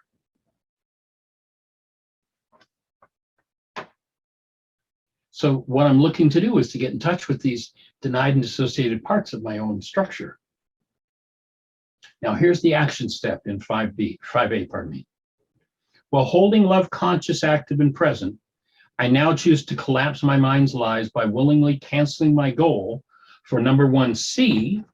And so down here at number 5, you bring your answer from number 3 precisely as it is in number 3. So I'm bringing the goal for the boss to honor me down to number 5, and I'm going to cancel my need for it. Now, again, I'm not canceling my need because there's anything wrong with the goal. I'm canceling my need because I recognize that whenever I put that one in my mind, there's a file in my mind on being honored that's got pain in it, and I need to clean it up. Otherwise, every time I go near anything about being honored, I'm going to be in pain. And I'm going to draw people to play that pain out with me. Now that's step 5A. And you'll notice there's a little hand that points over there that says breathe. And then we're going to go up to the box just at the end of, or above number 3. And we're going to work with verbal release. Most trauma is introduced to the human energy system through words, through language. And so verbal release is a powerful way to start to move things out. And we're going to look at, there's another goal to be canceled here yet. So verbal release, we're going to take everything in number 1, A, B, C, D, and E, and take each one of them and do a surrender statement to love. So number 1, I release and surrender. Looking at the box just above number 3 on the right-hand side, I release and surrender myself. So number 1A was myself. I release to love. I release and surrender my emotions, my fear, my hostility to love. I release and surrender the object of this worksheet, the boss, to love. I release and surrender the story that the boss is not gonna honor me, to love. I release and surrender the thought that I don't deserve love. I release and surrender my punishment that I'm gonna yell or quit. So I'm releasing all of that to love. And then you'll see there's a hand that points over to another piece in each worksheet to be canceled. This perceptual structure is a habit-built structure, been going on for generations. And so once you cancel a goal, you also want to do this second canceling, and that is, I cancel my need to be right. Boy, everybody wants to be right about it's the boss's fault. Excuse me, you did this, you've had 5 different bosses, and how many of them? You've had 3 of them have done this with you? It's not about the boss. So I cancel my need to be right and make up another story out of these brain cells to hallucinate proof that my hostility or fear-based story, my reality is true. So somebody will, if they don't do this additional step, they'll get through something and go, yeah, that feels better. But those old brain cells are still there, and it's really easy to resurrect them and go back to the same old game with somebody else, or maybe with the same person. So I'm handling that by recognizing I'm going to cancel the need to be right about this. Yeah, I've been blaming the boss for a long time, but I've been through this one too many times, and I recognize it's mine. And breathe. Now, if you start recognizing that you've got generations and generations and generations in here and a whole lifetime of things stored, and you've got a 9-bit processor, 9 bits out of 10,000. We're going to call this conscious space up here a 9-bit processor, not meaning that absolutely literally, but knowing that on a conscious level, we get to process the tiniest bits of data compared to what's going on in the unconscious. You talk to the average psychologist and they'll tell you that as much as 90, 95, perhaps 98% of our thought processes are unconscious. If I've got a 9-bit processor, how am I ever going to clean all of this up? It's not going to happen. But what Yeshua taught 2,000 years ago is that there was a feminine elemental force inside of us that when we invited her into activity would undo the effects of our errors and teach us the truth. In Aramaic, it was called Ruka Dekucha. The words were translated by the Greek as the Holy Spirit. There's nothing in there about a disembodied spirit being. It literally speaks of a feminine elemental force in us. We could almost say, in our modern computer language, it's like there's a super processor in there. We've got a 9-bit processor. It's going to take a long time to work through all of that, but there's a super processor in there that if we'll soften and breathe and open, will move things in massive ways that our minds alone could never do. So 5B is where you invite that power to go to work in you. So I invite, and there's a blank there for what you choose to call it. In the, let's say in AA programs, it's been called the higher power, the superconscious, the subconscious, the primordial X.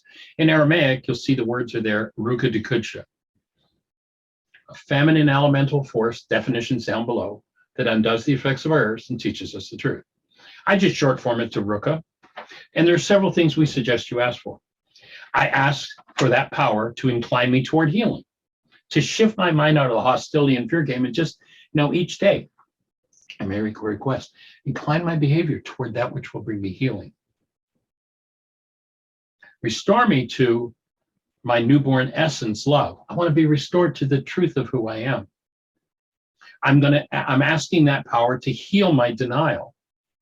Checkbox on each one of them. And my capacity to generate the emotion up here in number 1B. So for Sally, it's going to be to forgive, to help her to remove literally the capacity to even generate anger. And help me open a direct conscious relationship with and gently remove the denied, dissociated, and projected parts of my carbon-based memory. So there's several things I'm asking this power to do. So I'm setting the stage by canceling the goal. What happens when I cancel the goal is the driver removed, the perception that I take this data and build my brain's image of them collapses. When it collapses, it opens a pathway. It's not a very nice image, but it's a powerful one that approximates this. We all remember what happened with the 9/11 towers. They dropped into their own footprint at free fall speed. When you cancel the goal, your perception collapses into its own footprint at free fall speed. And that means you get to access what underlies it. You've gone from conscious projection to the unconscious dynamic, and you start to bring that forward. And as you breathe, that energy starts to process and move. So you set the stage by canceling the goal, collapsing this thing in on itself, and now you've got access to the underlying dynamics. So that's what I'm asking this power to do. So whatever your worksheet is, I ask you to go ahead and cancel the goal that you identified in number 5, or number 3, please. Bring it down to number 5. I cancel and I invite. And then in number 6, as you do that, how does it feel? What's happening for you? How does it feel? And 5B, about number 1, I see that. Over the years in doing this process with people, most people look back at this thing that was such a big deal when they started the worksheet, and literally an hour later, they look at it and they're kind of like, why was that ever such a big deal? I mean, they literally process so much of the trauma energy. I mean, this may have been going on in their lives for years. And again, the most common thing I hear from people is, why was I ever upset about that? Well, you were upset because it was all this unresolved trauma you were holding on to. And when you do this process, you get to process through that. And in this work, I define processing as the ability to hold love conscious, active, and present when something less than love comes up. Processing. The ability to hold love conscious, active, and present when something less than love comes up. And what is it in us that has to come up that's less than love? Literally, all of the generations are clamoring to come through and have that stuff cleaned up. So I now feel, and about 1 can see that. And then you want to look at, because there's a lot of smoke and mirrors, there's a lot of projection in the perception of everyone. I asked to be shown a time when I've not fulfilled number 3. So Sally, we're going to suggest that Sally, down here in number 6, that 6C, when did you not honor yourself or someone else? And when you look at that and you start to breathe into that, that will open for most people a whole other level of processing and healing. And again, processing is the ability to hold love conscious, active, and present when something less than love comes up. So how about doing that and breathe?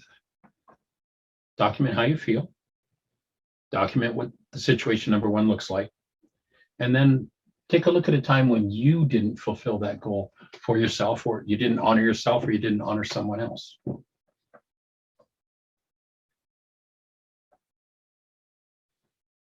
And now Having done that, draw your feelings in this box. Compare it to the box up above. If you do a line drawing of it, what's it look like? And then we suggest kind of a purpose statement here and another piece of work. It's kind of like, you've got the ball rolling down the hill, you want to keep it going. So as you draw that in that second box on the right-hand side toward the bottom, I commit to love, to living a human life. Checkbox, I'm going to affirm that. To help achieve this, I do a mass canceling of all the times I wanted number 3 from someone. Now, for most people, when they're working with some of the bigger issues in their lives, when they look at that goal, it's such a repeating, it's gone on and on and on through their whole lives. So you've kind of got the floodgates open and the content is open in the pathway for that to move.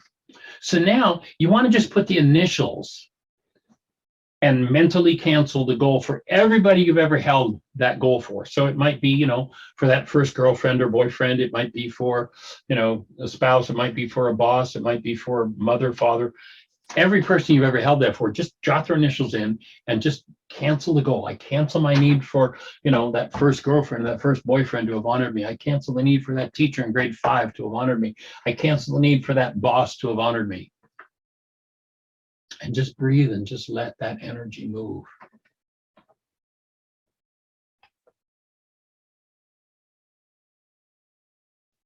Just put the initials of each person you've ever held that goal for. And then the final step in the process, number 7. A principle of the universe is that by giving, I first get the original. I'm grateful. So gratitude, stepping into gratitude, like, wow. Yeah, this person's been the bane of my existence, and now I realize they've been knocking on my door for years to give me the opportunity to forgive this trauma in me. I'm grateful. I'm going to step into gratitude. Thanks for showing it to me. So instead of the blame game, look what you've done to me, it becomes, I didn't know this was even in me. Thank you for showing it to me. And gratitude moves energy on a whole other level. It's powerful. So I'm grateful for this opportunity to heal. Now, instead of my lies, I'm coming back to the statement in step 2. Remember, number 1A or number 1 throughout, based in some form of hostility or fear, is always a lie. It's always from corrupt data. So I'm reaffirming here now in number 7 that I choose truth, checkbox, and perfect love. It's interesting, in the Aramaic language, they said perfect love casts out fear. What they were talking about, without getting into a lot of details, we could spend 2 hours on this topic. In Aramaic, there are words for 2 different filters in the mind. One of them you'll see on the right-hand side of the page, just across from number 5B. It says Rachma, a filter, a gateway over the frontal lobes of the brain that open a space for love to enter. So Rachma is this filter. If you go back to the Aramaic, we're told, this man Yeshua told us to love our neighbor. He never said any such thing. That's just a total fraud. Never said it. They said, what's most important in the law? He didn't say love your neighbor, love God as yourself. What he said was have Rachma when you think of neighbor, when you think of creator, and by so doing, you maintain self. This is how you get to keep your human life. It's a gateway, and the word represents a filter in the frontal lobes of the brain through which love enters the human form. It's literally a gateway, and it is closed down by hostility or fear. You don't get to have a human life present in what we call a human body until love is active there. That's not human if there isn't love present there. So perfect love, I'm asking to move in that direction. So I choose truth and perfect love. And now I'm going to select a goal based in love around the issue for Sally, it's going to be around being honored. I'm going to select a goal that I'm willing to offer to the person I identified in number 1C, the object of this worksheet. So number 1C, so in this case, it would be Sally speaking to the boss. Based on number 3, this issue of being honored, I'm going to structure a goal toward you. And every time I think of you, I promise to connect to active love and extend that love in your direction. Now, your mind may say, well, they don't deserve that. They're such a rotten. Okay, that's your hostility. That's your next worksheet. start doing. What I'm going to invite everybody to do is to consider if this makes sense to you. Tomorrow, the next day, this probably isn't going to make a lot of sense to you. This is a giant new piece of information for most people. Most people will start to understand it and recognize it after the 10th or the 15th or the 20th or the 30th hearing. So, but at this moment, with me standing up here firing the brain cells, your mind's able to construct the reasonable construct of, yeah, this makes sense, man. Boy, I can't say that. Yeah, I'm doing that. That's good. But tomorrow morning, if you go back and look at this worksheet and try to figure it out,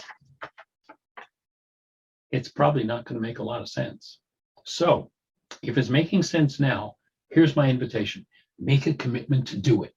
That's what will make it make sense. I'm going to suggest and invite you to do 5 worksheets a day for the next 40 days. Remember, the code word for the unconscious is the desert. You spend 40 days tapping into your own unconscious dynamics, your own desert, your life will never be the same, I promise you. Take the tool, put it to work in your life, and watch what happens. And then the last instruction on the page, and number 7, is to soften and breathe. And that's our workshop on forgiveness. That's first century Aramaic forgiveness. That's how it's done. That's it? I don't even know where to start. So what I'm going to invite you to do is start with the next situation where you've got some form of hostility or fear, recognize the goal that's driving it, and start to clean it up. That's how you remove it from yourself. Our workshop is truly offered free. I'm delighted you're here. Take it, use it, pass it on. Download the app. Just type in Heartland Aramaic Forgiveness. You can do this right on your phone. You can send us questions. We'll answer those questions and get the answers back to you. We're here to support you 100%. Call the radio show 5 days a week from 1 till 2 o'clock, 563-999-3581. We'll be delighted to hear from you. We'll be delighted to support you. Put the tools to work. If this makes sense and if it fits for you and you are inclined to support it, we do the work we do. Jean and I have traveled for over 40 years. Well, actually, we've only been together 18, but I've traveled for the 40 years. And we've paid our own expenses and we do our workshops free. And the reason for that is not because we're independently wealthy. It's free, but we haven't figured out how to do it for nothing. If you've gotten something out of this, if it supports you, then consider donating to support us. You'll see a link on the flyer, or you can go to our website, whyagain.org. Down at the bottom of the page, there's a donate button. And that's a big conditional request. If you're in a position to do that, if this is supporting you and you see value, our commitment is to make it available to every mind, heart, and being on the planet and beyond a very meager lifestyle. Everything that comes into this work we use to pass on to the rest of the planet. And so thank you for joining us, and I'm going to turn this back over to young Master Tim. Thank you very much, Dr. Ryce. So you all see now why this is such a big deal, and if this is your first experience with Dr. Ryce, obviously stay connected with him, and what he's teaching is extremely profound. So Dr. Ryce, personally, I can't thank you enough. I hope you realize the respect that I have for you and that I've always had for you since I've known you. And every time I hear this conversation, which I have heard for 15 years now, and this conversation has never changed. It's the same exact thing he said for 15 years. And the people that he's brought through this have seen amazing changes in their personal lives and their relationships. And the funny thing about what you're talking about, Dr. Ryce, is this is life-changing stuff. This is what we're doing. This changes people's lives. And people have to changes their generations.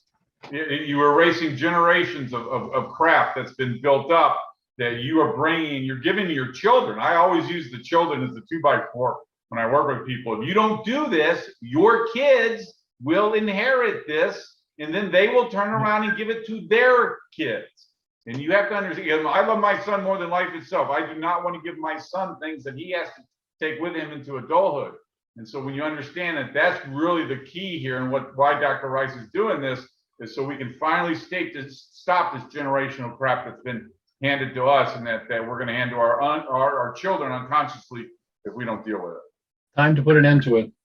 Yesterday, my granddaughter is 3.5, and she's really into anatomy and physiology. She'll sit in front of YouTube and watch a college level YouTube video for 45 minutes, totally glued to it.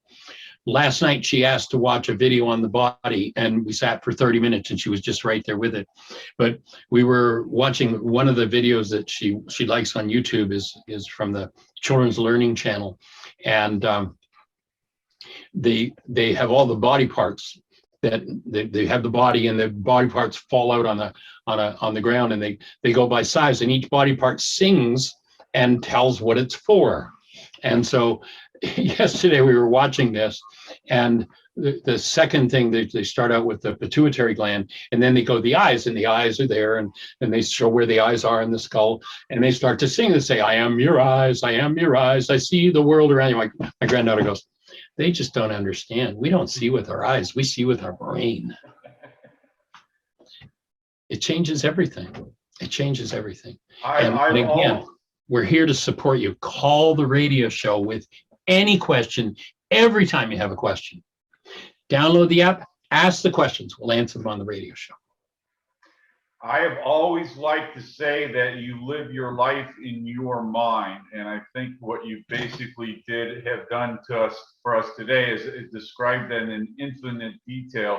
And the other thing is, I always talk about the biggest thing that you heard today is Dr. Ryce said, it's maybe you, not the other person. And that is the first step in you taking this journey and forgiveness and figuring out who you are. So again, Dr. Ryce, thank you very much for your time. And I hope everybody else appreciated this as well. So with that being said, any last thoughts before I disconnect the room? On the 20th, you and I are doing another conversation, right? Yes. What time is that going to be? Do you know? You and I will select it and we'll post it in the group. Okay. Yeah. And also you can join if you go under events on our website. The second and fourth Thursday of every month, we're doing the at 3:30 in the afternoon, 8:30 London time, the Hear My Voice book club study, working with the book. And by the way, my book's out of print. I can't sell you one, but you can go to Amazon or eBay. There are always used copies there, or you can go to my website and you can download the book free. So download it, put it to use, and we're glad to answer questions. Thank you for being here and your kind attention. Thank you, guys, and enjoy the rest of your week. And we'll hope to talk to you guys soon. All right, blessings. Bye-bye. All right, blessings, everybody.